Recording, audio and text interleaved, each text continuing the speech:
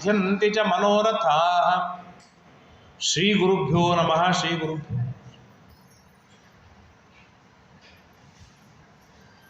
ಶ್ರೀ ಗುರುಭ್ಯೋ ನಮೋ ನಮಃ. ಹರಿ ಓಂ. ನಾರಾಯಣಂ ನಮಸ್ಕೃತ್ಯ ನರಂ ಚೈವ ನರೋತ್ತಮಂ ದೇವೀಂ ಸರಸ್ವತೀಂ ವ್ಯಾಸಂ ತತೋ ಗ್ರಂಥಂ ಉದೀರಯೇ. ನಮೋ ಭಗವತೆ ತಸ್ಮೈ ಹಯಾಯಾಮಿತ ತೇಜಸೆ ಯಸ್ಯ ಪ್ರಸಾದಾದ್ ವಕ್ಷ್ಯಾಮಿ ಶ್ರೀಮದ್ರಾಮ ಕಥಾಮಿಮಾಂ. ಸ್ವಸ್ತ್ಯಸ್ತು ಅಶೇಷ ಸನ್ಮಂಗಲಾನಿ ಭವಂತು. ಪರಮ ದಿವ್ಯವಾದ, ರಮಣೀಯವಾದ, ಅತ್ಯಂತ ಮನೋಹರವಾದಂತಹ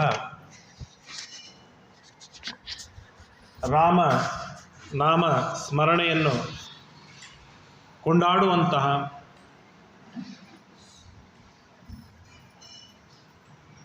ಲಕ್ಷಾವಧಿ ಕೋಟಿ ಮುಕ್ತಿಯೋಗ್ಯ ಜೀವರಾಶಿಗಳಿಂದ ನಿರಂತರ ಧ್ಯೇಯವಾದ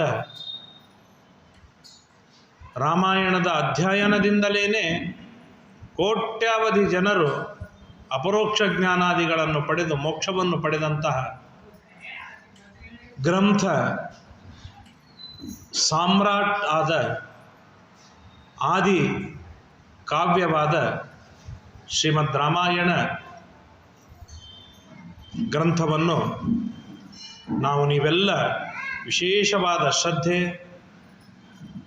ಆಸಕ್ತಿ, ಅಭಿರುಚಿಗಳಿಂದ ನಮ್ಮೆಲ್ಲರ ಉದ್ಧಾರವಾಗತ್ತೆ, ವಿಶಿಷ್ಟವಾದ ತತ್ವಜ್ಞಾನ ಬೆಳೆಯುತ್ತೆ, ಧರ್ಮ ಮಾರ್ಗದೊಳಗೆ ಪ್ರವೃತ್ತಿ ಹುಟ್ಟತ್ತೆ, ಗುಣಗಳ ಅಭಿವ್ಯಕ್ತಿ ಆಗತ್ತೆ,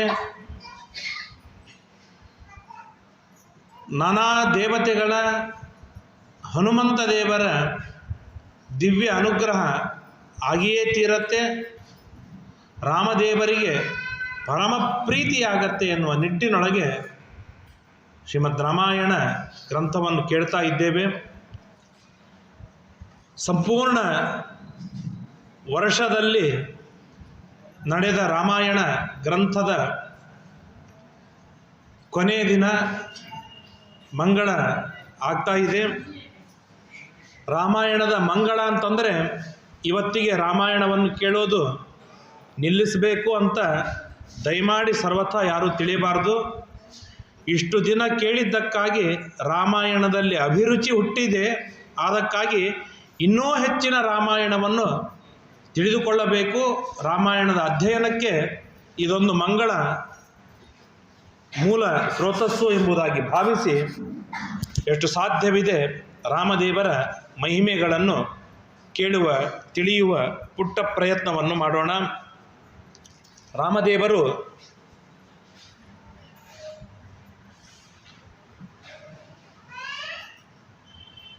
ರಾವಣಾದಿ ಕೋಟಿ ರಾಕ್ಷಸರ ಸಂಹಾರವನ್ನು ಮಾಡುವುದಕ್ಕಾಗಿ ಎಲ್ಲ ದೇವತೆಗಳು ಪ್ರಾರ್ಥನೆಯ ಮಾಡಿದಾಗ ರಾಮ ಭೂಮಿಗೆ ಅವತಾರವನ್ನು ಮಾಡಿದ.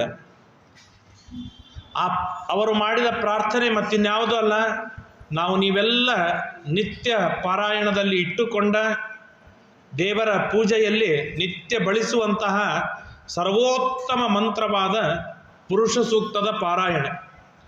ಆ ಪುರುಷ ಸೂಕ್ತದ ಪ್ರಾರ್ಥನೆಯಿಂದ ದೇವರು ತನ್ನೆಲ್ಲ ಜವಾಬ್ದಾರಿಗಳನ್ನು, ತನ್ನೆಲ್ಲ ಕಾರ್ಯಗಳನ್ನು ಒಂದರ್ಥದಲ್ಲಿ ಬದಿಗೆ ಸರಿಸಿ ನಮಗಾಗಿ ವೈಕುಂಠವನ್ನು ಬಿಟ್ಟು ಭೂಮಿಗೆ ಇಳಿದು ಬರುವಂತಹ ಆ ದೇವರನ್ನು ಸೆಳೆದು ತರುವಂತಹ ದಿವ್ಯವಾದ ಮಂತ್ರ ಅಂದರೆ ಅದು ಪುರುಷ ಸೂಕ್ತ. ಸುಮ್ಮನೆ ಎಲ್ಲೋ ಸಿಕ್ಕಿದ್ದಾರೆ ಊಟಕ್ಕೆ ಬರ್ರಿ ಅಂತಂದ್ರೆ ಭಾಳ ಮಜಾ ಇರೋದಿಲ್ಲ. ನಮ್ಮ ಕೂಗು, ನಮ್ಮ ಕರೆ ಹೇಗಿರಬೇಕಂದ್ರೆ ಬರಲೇಬೇಕು, ನೀವು ಇದ್ದರೆ ಆಗತ್ತೆ ಅಂತ ಆಗ್ರಹ ಮಾಡಿದಾಗ ಬರುವ ಮನಸ್ಸಿಲ್ಲದೆ ಇದ್ರು ಭಾಳ ಕರೆದಾರಪ್ಪ ಹೋಗಬೇಕಾಗ್ಯದ ಅಂತ ಹೇಳಿ ಓಡಿ ಬರ್ತಾನೆ. ಅಂದರೆ ನಮ್ಮ ಕರೆಯುವಿಕೆಯಲ್ಲಿ ಅವರನ್ನು ಕಿತ್ತಿಕೊಂಡು ತರುವಂತಹ ಆಗ್ರಹವಿರಬೇಕು. ಹಾಗೆ ವೈಕುಂಠದ ಒಡೆಯನಾಗಿರ್ತಕ್ಕಂತಹ ದೇವರಿಗೆ ಈ ಕಚಡ ನಮ್ಮ ಪಾಲಿಗೆ ಹೇಗೆ ಸ್ಲಮ್ಮು, ಹಾಗೆ ಈ ಭೂಲೋಕ ದೇವರಿಗೆ ಸ್ಲಮ್. ಆಗಿದ್ದರೂ ಕೂಡ ಆ ದೇವರು ಇಲ್ಲಿ ಓಡಿ ಬರಬೇಕು. ಆ ಓಡಿ ಬರುವುದಕ್ಕೆ ಆಕರ್ಷಕವಾದ ಮಂತ್ರ ಅಂತಂದರೆ ಅದು ಪುರುಷ ಸೂಕ್ತ. ಮಹಾಭಾರತದೊಳಗೆ ಕರ್ಣ ಒಂದು ಮಾತು ಕೇಳ್ತಾನೆ, ಯಾಕೆ ಯುದ್ಧ ಆಡಬೇಕು? ಕೃಷ್ಣ ಸಂಧಾನಕ್ಕೆ ಬಂದಾಗ ಕೇಳ್ತಾನೆ, ಯಾಕೆ ಇಷ್ಟು ಯುದ್ಧದೊಳಗೆ ನಿನಗೆ ಆಗ್ರಹ? ಆಗ ಕೃಷ್ಣ ಒಂದೇ ಮಾತು ಉತ್ತರ ಕೊಡ್ತಾನೆ, ಅವತ್ತು ಸಭಾ ಮಧ್ಯದೊಳಗೆ ಏನು ದ್ರೌಪದಿ ಕೃಷ್ಣ ಅಂತ ಚೀರಿದ್ಲಲ್ಲ, ಆ ಚೀರುವಿಕೆ ಏನಿದೆ ಇವತ್ತು ನನಗೆ ಸಾಲವಾಗಿದೆ, ಅದು ಬಡ್ಡಿಯಾಗಿದೆ, ಚಕ್ರ ಬಡ್ಡಿಯಾಗಿದೆ, ಅದನ್ನು ತೀರಿಸಬೇಕಾದ ಪ್ರಸಂಗ ಇವತ್ತು ಒದಗಿ ಬಂದಿದೆ ಅಂತ ಹೇಳಿದ. ಅಂದರೆ ಆ ಕೂಗುವಿನೊಳಗೆ ಕೃಷ್ಣನಿಗೆ ಅಷ್ಟು ಆಕರ್ಷಣೆ ಇತ್ತು. ಪಾಂಡವರು ಯಾರೂ ಯುದ್ಧವಾಡುವುದಿಲ್ಲ ಅಂತ ಕೈ ಚೆಲ್ಲಿ ನಿಂತಿದ್ದರು, ಕೃಷ್ಣ ತಾನು ಯುದ್ಧವಾಡಿ ಆದರೂ ಸಂಹಾರ ಮಾಡ್ತಿದ್ದ.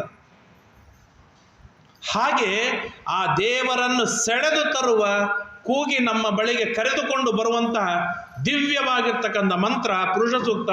ಆ ಪುರುಷ ಸೂಕ್ತದಿಂದ ಪ್ರಾರ್ಥನೆಯನ್ನು ಮಾಡಿದಾಗ ದಶರಥ ಮಹಾರಾಜನಲ್ಲಿ ರಾಮ, ಲಕ್ಷ್ಮಣ, ಭರತ, ಶತ್ರುಘ್ನ, ರಾಮ ವಾಸುದೇವ, ಲಕ್ಷ್ಮಣನಲ್ಲಿ ಸಂಕರ್ಷಣ, ಭರತನಲ್ಲಿ ಪ್ರದ್ಯುಮ್ನ, ಶತ್ರುಘ್ನಲ್ಲಿ ಕಾಮ, ಹೀಗೆ 4 ರೂಪಗಳಿಂದ ಭಗವಂತ ತಾನು ಅವತಾರವನ್ನು ಮಾಡಿದ.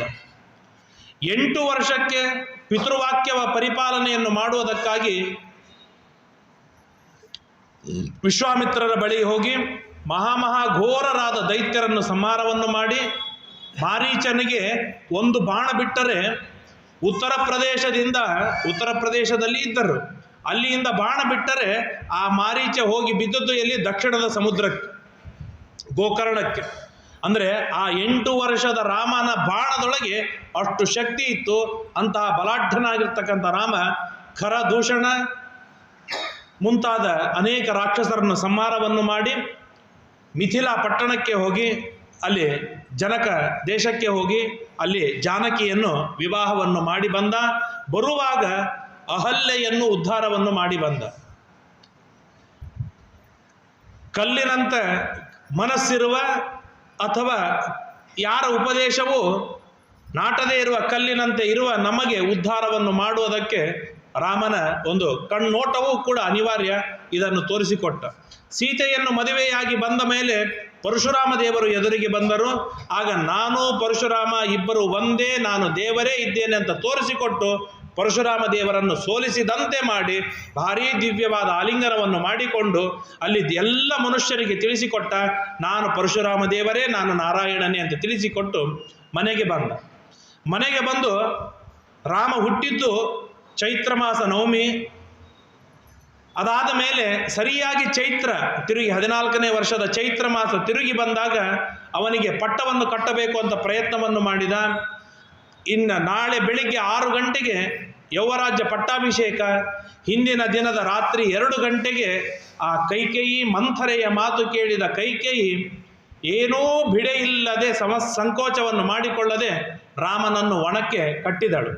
ಚೈತ್ರ ಮಾಸದಿಂದ ಪುನಃ ಚೈತ್ರ ಮಾಸ ಪಂಚಮಿಯ ದಿನ ರಾಮ ತಾನು ರಾವಣಾದಿಗಳನ್ನು ಸಂಹಾರವನ್ನು ಮಾಡಿ 14 ವರ್ಷಗಳ ಕಾಲ ಸುದೀರ್ಘವಾಗಿ ದಂಡಕಾರಣ್ಯದಲ್ಲಿ ಇದ್ದು ಅಲ್ಲಿ ಎಲ್ಲ ಋಷಿ ಮುನಿಗಳಿಗೆ ಅಭಯವನ್ನು ಕೊಟ್ಟು ಅಲ್ಲಿಂದ ಮುಂದೆ ಬಂದಾಗ ಸೀತೆಯನ್ನು ಕಳೆದುಕೊಂಡ. ಅದಾದ ಮೇಲೆ ಕಿಷ್ಕಿಂಧ ಪ್ರದೇಶದೊಳಗೆ ಹನುಮಂತನ ದರ್ಶನವಾಯಿತು. ಹನುಮಂತನಿಗೆ ಸೇವೆಯನ್ನು ಮಾಡಿಸುವುದಕ್ಕಾಗಿ ಹನುಮಂತ ದೇವರ ಮೇಲೆ, ಕಪಿಗಳ ಮೇಲೆ ದಿವ್ಯವಾದ ಅನುಗ್ರಹವನ್ನು ಮಾಡುವುದಕ್ಕಾಗಿ ಆ ಹನುಮಂತ ದೇವರ ಮುಖಾಂತರ ಅವರ ನೇತೃತ್ವದಲ್ಲಿ ಲಂಕಾಪಟ್ಟಣಕ್ಕೆ ಕಳಿಸಿ ಸೀತೆ ಎಲ್ಲಿದ್ದಾನೆ ಅಂತ ತಿಳಿದುಕೊಂಡು ಲಂಕಾಪಟ್ಟಣಕ್ಕೆ ಹೋಗಿ ಘನಘೋರವಾದ ಯುದ್ಧ ಮಾಡಿ ಆ ಯುದ್ಧದೊಳಗೆ 1,00,000 ಕೋಟಿ ದೈತ್ಯರನ್ನೆಲ್ಲರನ್ನು ಸಂಹಾರವನ್ನು ಮಾಡಿ ಕೊನೆಗೆ ರಾವಣನನ್ನೂ ಸಂಹಾರವನ್ನು ಮಾಡಿ ರಾಮ ದಿಗ್ವಿಜಯಿಯಾದ, ರಾಮ ಯಶಸ್ವಿಯಾದ, ರಾಮ ಅಭೂತಪೂರ್ವವಾಗಿರ್ತಕ್ಕಂತಹ ಕಾರ್ಯವನ್ನು ತಾನು ಮಾಡಿದ.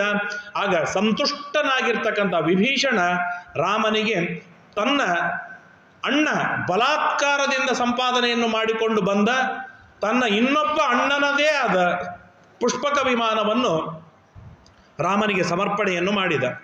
ಸಂತುಷ್ಟನಾದಂತಹ ರಾಮ ಆ ವಿಭೀಷಣನಿಗೆ ಪಟ್ಟವನ್ನು ಕಟ್ಟಿ ಸಮಗ್ರವಾದ ದೈತ್ಯರ ರಾಕ್ಷಸರ ಗುಂಪಿಗೆ ನೀನು ಚಕ್ರವರ್ತಿಯಾಗು, ಚಿರಂಜೀವಿಯಾಗಿ ಬಾಳು ಅಂತ ದೇವರು ದಿವ್ಯವಾದ ಅನುಗ್ರಹವನ್ನು ಮಾಡಿದ. ಆಗ ವಿಭೀಷಣ ಒಂದು ಕೇಳ್ತಾನೆ, ರಾಮ ನೀನೇನೋ ಇನ್ನು ಲಂಕಾಪಟ್ಟಣಕ್ಕೆ ಮತ್ತೆಂದು ಬರ್ತೀನಿ ನಮಗೆ ಗೊತ್ತಿಲ್ಲ, ಹಾಗಾದರೆ ಮತ್ತೆ ನಿನ್ನ ಆರಾಧನೆ ಮಾಡೋದಕ್ಕಾಗಿ ನಮಗೇನಾದರೂ ಒಂದು ಬೇಕಲ್ಲ ಅಂತ ಕೇಳಿದಾಗ ರಾಮ ತನ್ನದೇ ಒಂದು ಮೂರ್ತಿ, ಬ್ರಹ್ಮದೇವರಿಂದ ಪೂಜಿತವಾಗಿರ್ತಕ್ಕಂಥ ವಿರಾಟ್ ಆಗಿರ್ತಕ್ಕಂಥ ರಂಗನಾಥನ ದಿವ್ಯವಾದ ಪ್ರತಿಮೆಯನ್ನು ಕೊಟ್ಟ. ಈ ಪ್ರತಿಮೆಯನ್ನು ಸ್ವೀಕಾರವನ್ನು ಮಾಡು, ನೀನು ಲಂಕಾಪಟ್ಟಣಕ್ಕೆ ಒಯ್ಯಿ, ಅದರ ಕೆಳಗೆ ಇಡಬೇಡ ಅಂತ ಹೇಳಿದ. ಪ್ರಸಂಗವಶಾತ್ ಹೇಳ್ತೇನೆ. ಅದನ್ನು ಅವ್ರು ಎಷ್ಟು ರಾಕ್ಷಸ, ಆದರೆ ಸೂರ್ಯಾಸ್ತದ ಸಮಯಕ್ಕೆ ರಾಕ್ಷಸನಾಗಿದ್ದರೂ ಬ್ರಾಹ್ಮಣನ ಮಗ, ಆದ್ದರಿಂದಾಗಿ ಸಂಧ್ಯಾವಂದನದ ಸ್ವಲ್ಪ ಸಂಸ್ಕಾರ ಇತ್ತವನಿಗೆ. ಏನು ಪ್ರಾಣ ಹೋಗಲಿ ನಾನು ಸಂಧ್ಯಾವಂದನ ತಪ್ಪಿಸಬಾರದು ಅಂತ ವಿಚಾರವನ್ನು ಮಾಡಿ ಈ ಕಾವೇರಿ ನದಿಯ ಮಧ್ಯದೊಳಗಿನ ಒಂದು ಮಡುವು, ಆ ಮಡುವಿನೊಳಗೆ ವಟುರೂಪದಿಂದ ಇರುವ ದೇವರ ಕೈಯಲ್ಲೇ ಆ ಮೂರ್ತಿಯನ್ನು ಕೊಟ್ಟು ಸಂಧ್ಯಾವಂದನಕ್ಕೆ ಇಳಿದ.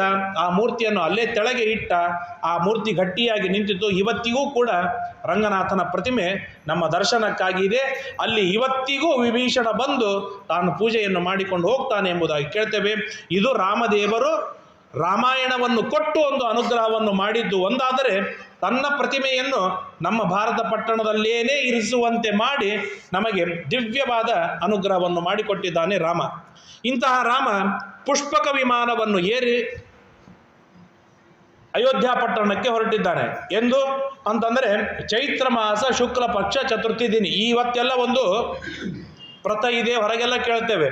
ವಿಜಯದಶಮಿ ರಾವಣನನ್ನು ಸಂಹಾರ ಮಾಡಿದ ದಿನ. ಅದಾದ ಮೇಲೆ ರಾಮ ಅಯೋಧ್ಯ ಪಟ್ಟಣಕ್ಕೆ ಬರುವುದಕ್ಕೆ ಸರಿಯಾಗಿ ಒಂದು ತಿಂಗಳವಾಯಿತು. ದೀಪಾವಳಿಯ ದಿನ ಬಂದ.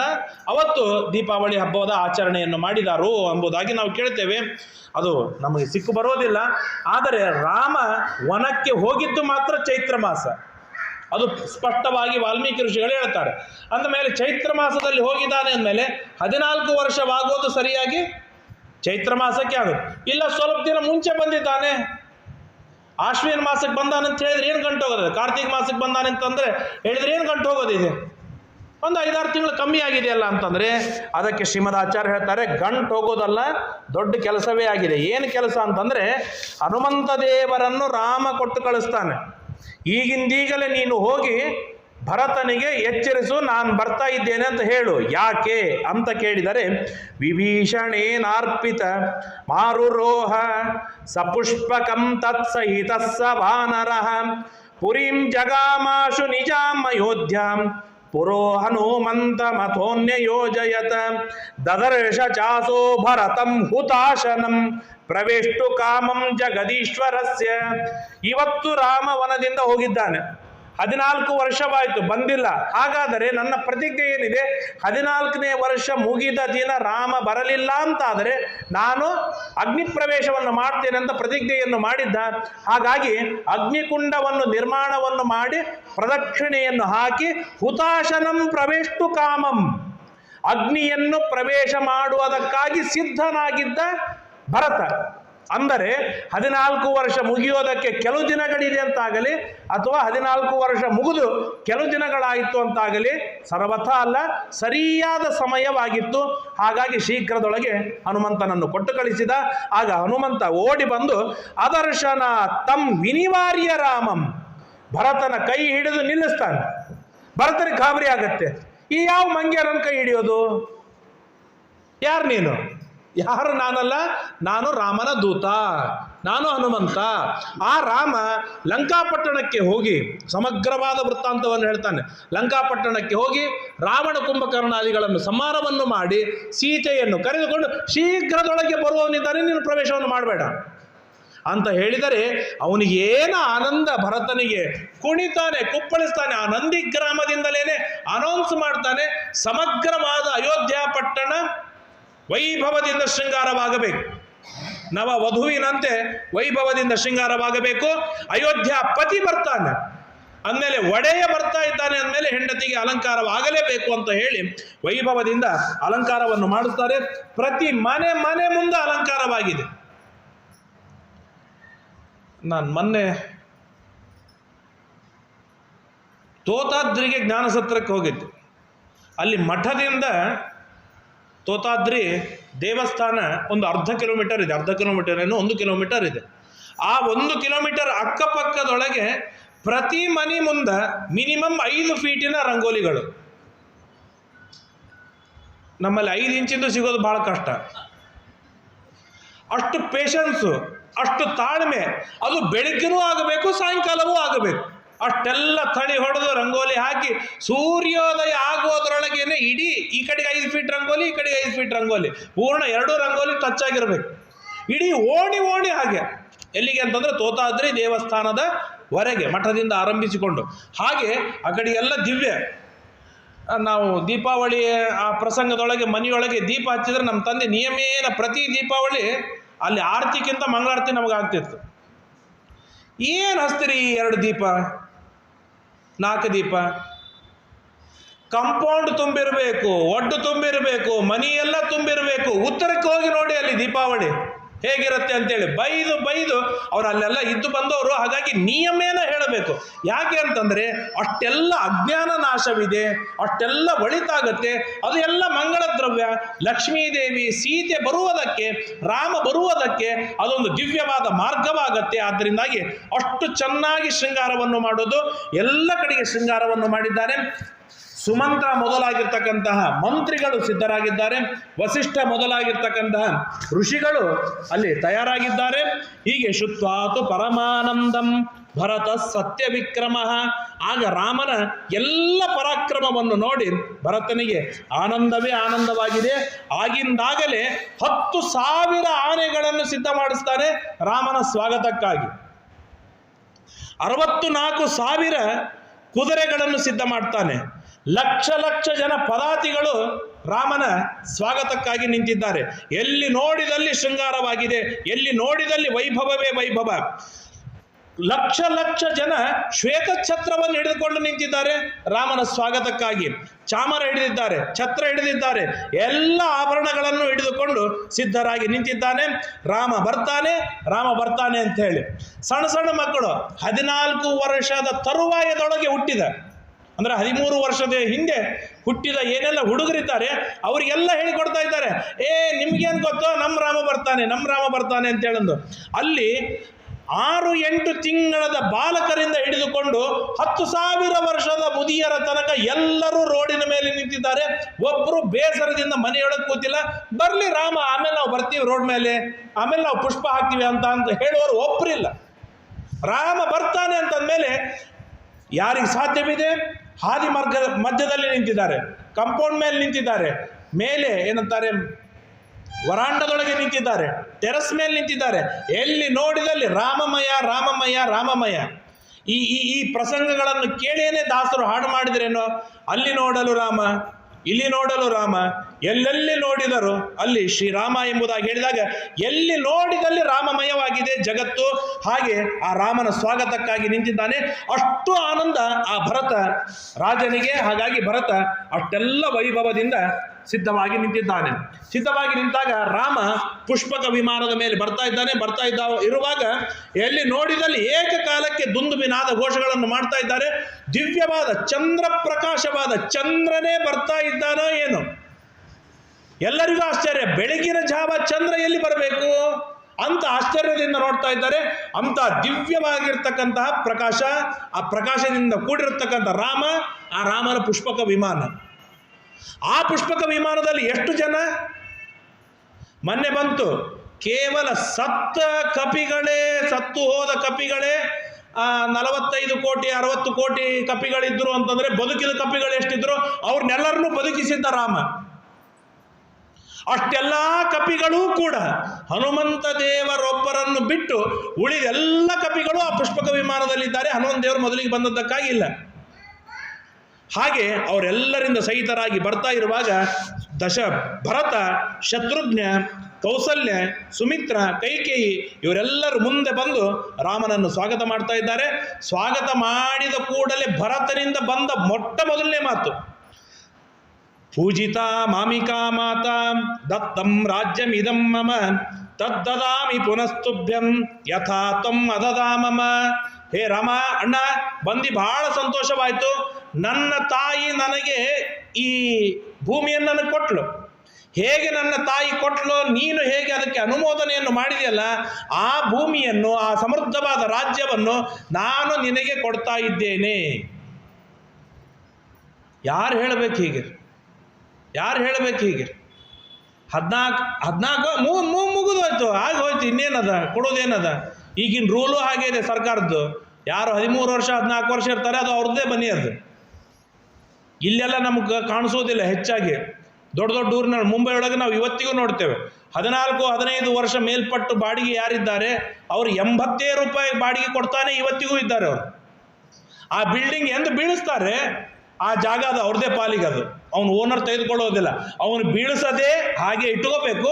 ಆ 80 ರೂಪಾಯಿ ಬಾಡಿಗೆನೇ ತಗೋಬೇಕು ಅವನು. ಮುಂಬೈ ಅಂತ ಊರಿನೊಳಗಿದ್ದು ಇವತ್ತಿಗೂ ಆ ತರಹದ ಸಾವಿರಾರು ಬಿಲ್ಡಿಂಗ್ಗಳು ಇವೆ. ಯಾಕೆಂತಂದ್ರೆ ಅದು ರೂಲ್ಸ್ಗಳೇ ಆಗಿದೆ. ಹಾಗಾಗಿ 14 ವರ್ಷ ಅಂತೆಯೇ 12 ವರ್ಷದ ಪ್ಲಾನ್ ಮಾಡಿದ ದುಶಾಸನ, ಕರ್ಣ, ಇವರೆಲ್ಲರೂ 12-13 ವರ್ಷ ಆಯ್ತು ಅಂತಂದ್ರೆ ಅವ್ರನ್ನೆಲ್ಲರೂ ಮರ್ತು ಬಿಡ್ತಾರೆ ಅಂತ ವಿಚಾರ.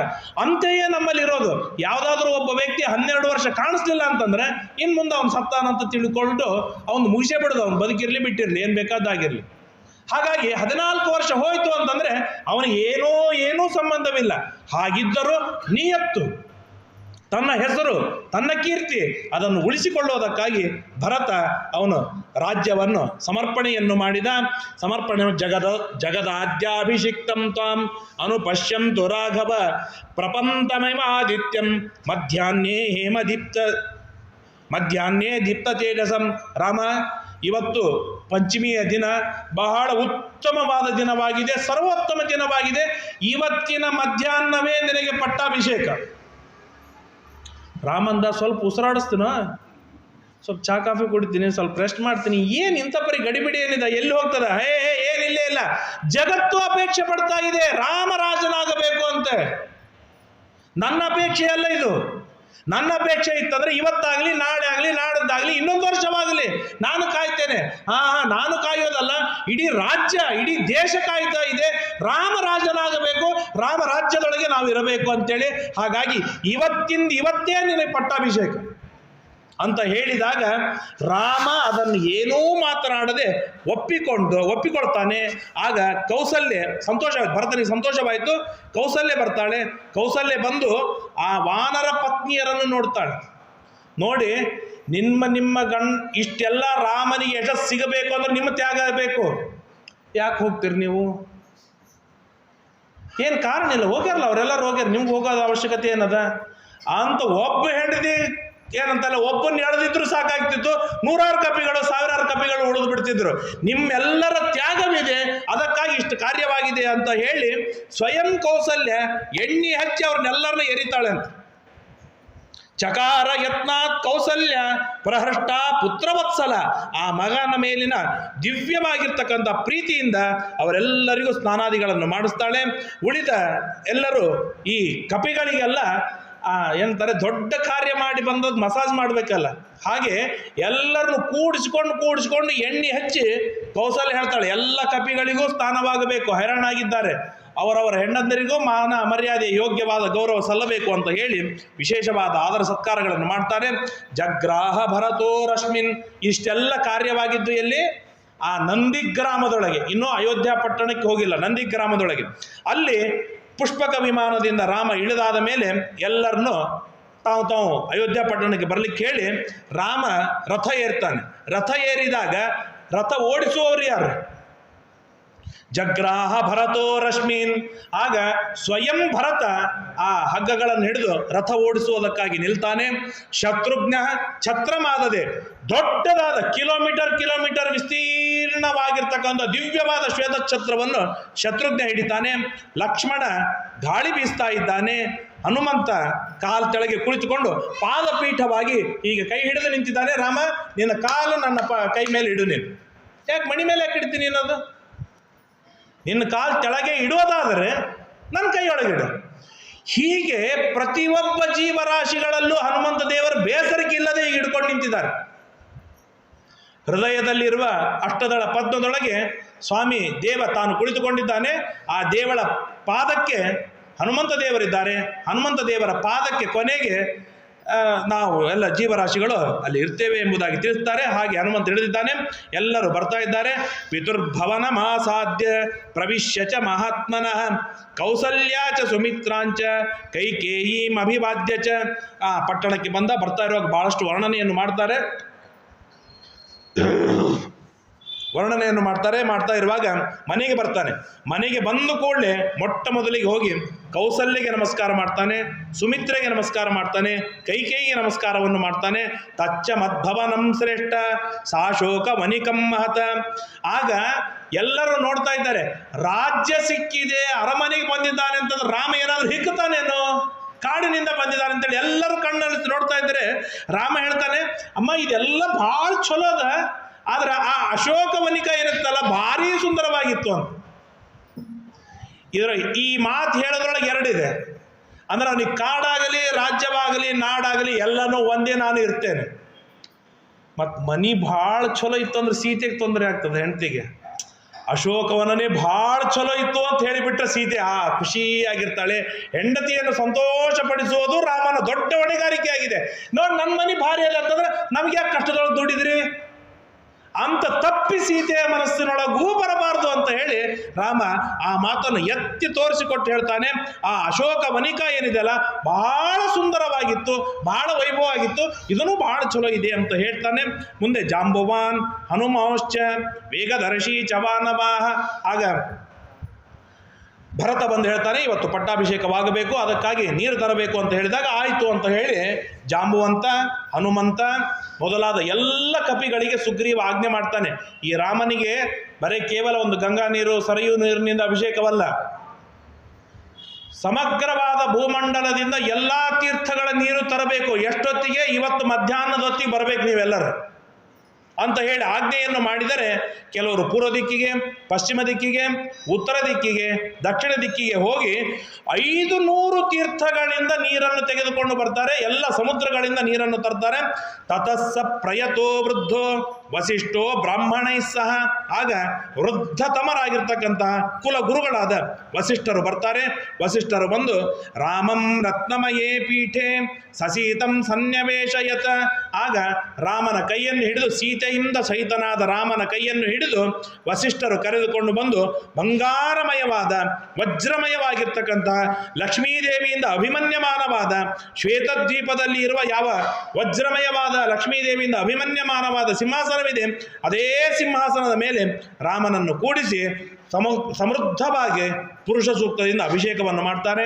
ಸಹಸ್ರ ಶೀರ್ಷ ಪುರುಷ ಸಹಸ್ರಾಕ್ಷ ಸಹಸ್ರಪಾತ್ ಸಭೂಮಿಂ ವಿಶ್ವತೋ ವೃತ್ವಾ ಅತ್ಯತಿಷ್ಠದಶಾಂಗುಲಂ ಸಲಿಲೇನ ಸಹಸ್ರಾಕ್ಷಂ ವಸವೋ ವಾಸವಂ ಯಥಾ. 49 ಜನ ವಸುಗಳು ಹೇಗೆ ಇಂದ್ರನಿಗೆ ಅಭಿಷೇಕವನ್ನು ಮಾಡಬೇಕು, ಹಾಗೆ ವಸಿಷ್ಠರು, ಜಾಬಾಲಿ, ಕಶ್ಯಪರು, ವಿಶ್ವಾಮಿತ್ರ, ಗೌತಮ, ಅತ್ರಿ, ಸುಯಜ್ಞ ಮೊದಲಾದ ಕೋಟಿ ಕೋಟಿ ಋಷಿಗಳು ಬಂದು ರಾಮನಿಗೆ ಅಭಿಷೇಕವನ್ನು ಮಾಡ್ತಾ ಇದ್ದಾರೆ. ಹೀಗೆ ವೈಭವದಿಂದ ಪಟ್ಟಾಭಿಷೇಕವಾದಾಗ ಆಗ ರಾಮ ಅವತ್ತಿನ ದಿನ 10 ಲಕ್ಷ ಜನ ಬ್ರಾಹ್ಮಣರಿಗೆ ಊಟಕ್ಕೆ ಹಾಕ್ತಾನೆ. 10 ಲಕ್ಷ ಜನ ಬ್ರಾಹ್ಮಣರಿಗೆ ಊಟಕ್ಕೆ ಹಾಕ್ತಾನೆ. ದದೋ ಶತವೃಷಾನ್ ಪೂರ್ವಂ ದ್ವಿಜೇಭ್ಯೋ ಮನುಜರ್ಷಭ. ನಾವು ರಾಮಾಯಣ ನೋಡಲಿ, ಮಹಾಭಾರತ ನೋಡಲಿ, ಪ್ರತಿ ಪ್ರಸಂಗದೊಳಗೂ ಬ್ರಾಹ್ಮಣರಿಗೆ ಆದರ ಸತ್ಕಾರ ಗೌರವವಾದದ್ದು ನಾವು ಕಾಣ್ತೇವೆ. ಅದರೊಳಗೂ ವಿಶೇಷವಾಗಿ ಒಂದು ಬ್ರಾಹ್ಮಣರಿಗೆ ಗೋದಾನ, ಇನ್ನೊಂದು ಬ್ರಾಹ್ಮಣರಿಗೆ ಅನ್ನದಾನ ವೈಭವದಿಂದ ಆಗಬೇಕು. ಗುಡಿಯೊಳಗೆ ಕೂತು ಹೇಳಬಾರ್ದು, ಆದರೂ ಹೇಳ್ತೇನೆ ನಾನು. ಅನ್ನದಾನ ಮನೆಯೊಳಗೆ ಆಗೋದಿಲ್ಲ. ಈಗ ಅನ್ನದಾನ ಶ್ರಾದ್ದ ಮಾಡುವವರು ವಿರಳ. ಯಾರು ಮಾಡ್ತಾರೆ, ಮಾಡುವವರು 90% ಗುಡಿಗಳೊಳಗೆ ಮಾಡ್ತಾರೆ. ಹಾಗಾಗಿ ಅಲ್ಲೇ ಬ್ರಾಹ್ಮಣರ ಅನ್ನದಾನವಾಗತ್ತೆ, ಬ್ರಾಹ್ಮಣರ ಊಟವಾಗತ್ತೆ, ಬ್ರಾಹ್ಮಣರಿಗೆ ಅತಿಥಿ ಸತ್ಕಾರವಾಗತ್ತೆ, ಎಲ್ಲ ಗೌರವಗಳು ಬ್ರಾಹ್ಮಣರಿಗೆ ಅಲ್ಲಿ ಸಿಗತ್ತೆ. ಈ ತತ್ವಜ್ಞಾನವು ಗುಡಿಯೊಳಗೆ ಸಿಗತ್ತೆ. ಹಾಗಾಗಿ ಗುಡಿ ವೈಭವದಿಂದ ರಾರಾಜಮಾನವಾಗಿವೆ. ಅದರ ಜೊತೆಗೆ ನನ್ನ ಮನೆ ಬಡಕಲಾಗಬಾರದು. ನನ್ನ ಮನೆಯೊಳಗೂ ಅನ್ನದಾನವಾಗಬೇಕು, ನನ್ನ ಮನೆಯೊಳಗೂ ಅತಿಥಿ ಸತ್ಕಾರವಾಗಬೇಕು, ನನ್ನ ಮನೆಯೊಳಗೂ ದೇವತೆಗಳ ಪೂಜೆಯಾಗಬೇಕು. ಹಾಗಾದಾಗ ಮಾತ್ರ ನನ್ನ ಮನೆಯು ದಟ್ಟಪುಟ್ಟವಾಗಿ ವೈಭವದಿಂದ ಮೆರೆಯುತ್ತೆ. ಇದು ಮಹಾ ರಾಜರುಗಳು ರಾಜ್ಯ ಹೋಗಿದೆ, ರಾಷ್ಟ್ರ ಹೋಗಿದೆ, ಹೆಂಡತಿಗೆ ಅವಮಾನವಾಗಿದೆ, ದಾಯಾದಿಗಳಿಂದ ದುಃಖವಾಗಿದೆ, ಪೀಡೆಯಾಗಿದೆ, ತುಂಬ ಸಂಕಟವಾಗಿದೆ, ಕಾಡಿಗೆ ಹೋಗಿ ಬಿದ್ದಾನೆ ಧರ್ಮರಾಜ. ಅಂತ ಧರ್ಮರಾಜ ಪ್ರತಿದಿನ 1,00,000 ಜನ ಬ್ರಾಹ್ಮಣರಿಗೆ ಊಟಕ್ಕೆ ಹಾಕ್ತಿದ್ದವನು. ಯಾಕೆ? ಈ ಬ್ರಾಹ್ಮಣರಿಗೆ ಹಾಕುವ ಅನ್ನದಾನದಿಂದಲೇನೆ ನನ್ನ ವೈಭವ. ಕುಂತಿಯ ಜವಾಬ್ದಾರಿ ಮಹಾಭಾರತದೊಳಗೆ ಮೊದಲಿನಿಂದ ಹಿಡಿದುಕೊಂಡು ಕೊನೆಯವರೆಗೆ ನೋಡಿದಾಗ ಕುಂತಿಯ ಜವಾಬ್ದಾರಿ ಏನು ಅಂತಂದ್ರೆ ನಿತ್ಯದೊಳಗೆ ಅಡಿಗೆ ಮನೆ ಜವಾಬ್ದಾರಿ. ಅಲ್ಲಿ ಏನು ಅಂತಂದ್ರೆ ಗಂಡ ಹೆಂಡತಿಯರಿಗೆ ಮಕ್ಕಳಿಗೆ ಅಡಿಗೆ ಅಲ್ಲ, ಬ್ರಾಹ್ಮಣರಿಗೆ ಸಲುವಾಗಿಯೇನೆ ಕುಂತಿ ಮಾಡೋದು ಅಡಿಗೆ. ಬ್ರಾಹ್ಮಣರಿಗೆ ಎಷ್ಟು ಊಟವಾಯಿತು, ಎಷ್ಟು ಜನ ಬ್ರಾಹ್ಮಣರು ಬಂದರು, ನಾಳೆ ಯಾರು ಬ್ರಾಹ್ಮಣರು. ಯಾಕಂದ್ರೆ ರಾಜರಿಗೆ ಲಕ್ಷ್ಯ ಕೊಡ್ಲಿಕ್ಕೆ ಆಗೋದಿಲ್ಲ, ಯಜಮಾನನಿಗೆ ಲಕ್ಷ್ಯ ಕೊಡ್ಲಿಕ್ಕೆ ಆಗೋದಿಲ್ಲ. ಹಾಗಾಗಿ ಸಮಗ್ರವಾದ ಜವಾಬ್ದಾರಿ ಕುಂತಿ ತಾನು ಹೊತ್ತಿರ್ತಾಳೆ. ಯಾಕಂದ್ರೆ ಬ್ರಾಹ್ಮಣರ ಸತ್ಕಾರವಾಗಬೇಕು, ನಮ್ಮ ರಾಷ್ಟ್ರ ಉಳಿಬೇಕು, ನಮ್ಮ ರಾಜ್ಯ ವೈಭವದಿಂದ ಮೆರಿಬೇಕು ಅಂತ. 30 ಕೋಟಿ ಹಿರಣ್ಯಸ್ಯ, 300 ಕೋಟಿ ಬಂಗಾರದ ನಾಣ್ಯಗಳನ್ನು ರಾಮ ಬ್ರಾಹ್ಮಣರಿಗೆ ದಕ್ಷಿಣೆಯಾಗಿ ದಾನವಾಗಿ ಕೊಡ್ತಾನೆ. ನಾನಾ ಆಭರಣಾನಿ ವಸ್ತ್ರಾಣಿ ಮಹಾರ್ಘಾಣಿ, ದಿವ್ಯವಾದ ವೈಭವವಾದ ಬಟ್ಟೆಗಳನ್ನು. ಅದಕ್ಕಾಗಿಯೇ ನಮ್ಮಲ್ಲಿ ಇವತ್ತೆಲ್ಲ ಒಂದು ಮಾಡರ್ನೈಸ್ ಅಂತಾರಲ್ಲ, ಹಾಗೆ ಬಂದಿದೆ. ಪತ್ರಿಕಾದೊಳಗೆ ಕೊಟ್ಬಿಟ್ಟಿರ್ತಾರೆ, ನಾವು ಆಹೇರಿ ಕೊಡುವುದಿಲ್ಲ, ನೀವು ಕೊಡ್ಲಿಕ್ಕೆ ಹೋಗ್ಬೇಡ್ರಿ ಅಂತ ಹೇಳಂದು. ಅದೆಲ್ಲ ಅಲ್ಲೇ ಅಲ್ಲ, ವಸ್ತ್ರಗಳನ್ನು ಕೊಡಬೇಕು, ಕೊಡಲಿಕ್ಕೆ ಬೇಕದು. ಯಾಕೆಂದರೆ ಈ ಕೂಸು ಹುಟ್ಟಿದಾಗ ನಾವು ಅವರ ಜೀವನಕ್ಕಾಗಿ ಹೇಗೆ ಡೆಪಾಸಿಟ್ ಇಡ್ತೇವೆ, ಹಾಗೆ ಈ ವಧುವರರಿಗೆ ಸಮಗ್ರ ಜೀವನದೊಳಗೆ ಮಂಗಳವಾಗಲಿ, ಅವರಿಗೆಂದಿಗೂ ಬಟ್ಟೆ ಕಡಿಮೆ ಆಗಬಾರ್ದು, ಅದಕ್ಕಾಗಿ ವಸ್ತ್ರದಾನ.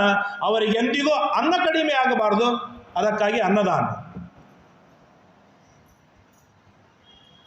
ಇವತ್ತು ಕಡಿಮೆಯಾದ ಬಟ್ಟೆಯನ್ನು ಸ್ಟೈಲ್ ಆಗಿ ಮಾಡಿಕೊಂಡು ಗೃಹಸ್ಥ ಹರಿದ ಬಟ್ಟೆ ಉಡಬಾರ್ದು ಅಂತಾರೆ.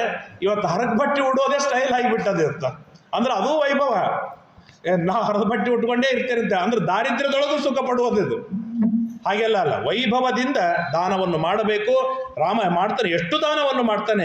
ಅರ್ಕರಶ್ಮಿ ಪ್ರತೀಕಾಶಾಂ, ಆ ಎಲ್ಲ ಬಟ್ಟೆಗಳು ಹೇಗಿತ್ತು ಅಂತಂದ್ರೆ ಸೂರ್ಯನ ಕಿರಣಗಳು ಹೇಗೆ ಪ್ರಕಾಶಮಾನವಾಗಬೇಕು ಅಷ್ಟು ದೇದೀಪ್ಯಮಾನವಾದ ಬಟ್ಟೆಗಳನ್ನು ದಾನವಾಗಿ ಕೊಟ್ಟಂತೆ. ಅಂದ್ರೆ ಇದರಿಂದ ಇನ್ನೊಂದು ಮಾತು ತಿಳಿಸ್ತಾನೆ, ಮನೆಯೊಳಗಿರುವ ವೇಸ್ಟ್ ಬಟ್ಟೆಗಳನ್ನು ದಾನವಾಗಿ ಕೊಡುವುದಲ್ಲ, ಹೊಸ ಹೊಸ ಬಟ್ಟೆಗಳನ್ನೇ ಯಾರಿಗೆ ಕೊಡ್ತಾ ಇದ್ದೇವೆ ಅವರಿಗೆ ಉಪಯೋಗಕ್ಕೆ ಬರುವುದೇ ಬಟ್ಟೆಗಳನ್ನು. ನಮಗೆಲ್ಲ ಕೊಟ್ಟಿರ್ತಾರೆ, ಭಾಳ ಚಂದ ಇರ್ತಾವೆ. ಒಂದು ಈ ಕಡೆ ಇಷ್ಟು ದೊಡ್ಡ ಹಂಚಿರುತ್ತೆ, ಇನ್ನೊಂದು ಈ ಕಡೆ ದೊಡ್ಡ ಹಂಚಿರುತ್ತೆ, ನಡು ಬಿಳಿದು ಒಂದು ಹಂಚಿದ್ದಂಗೆ ಅದು.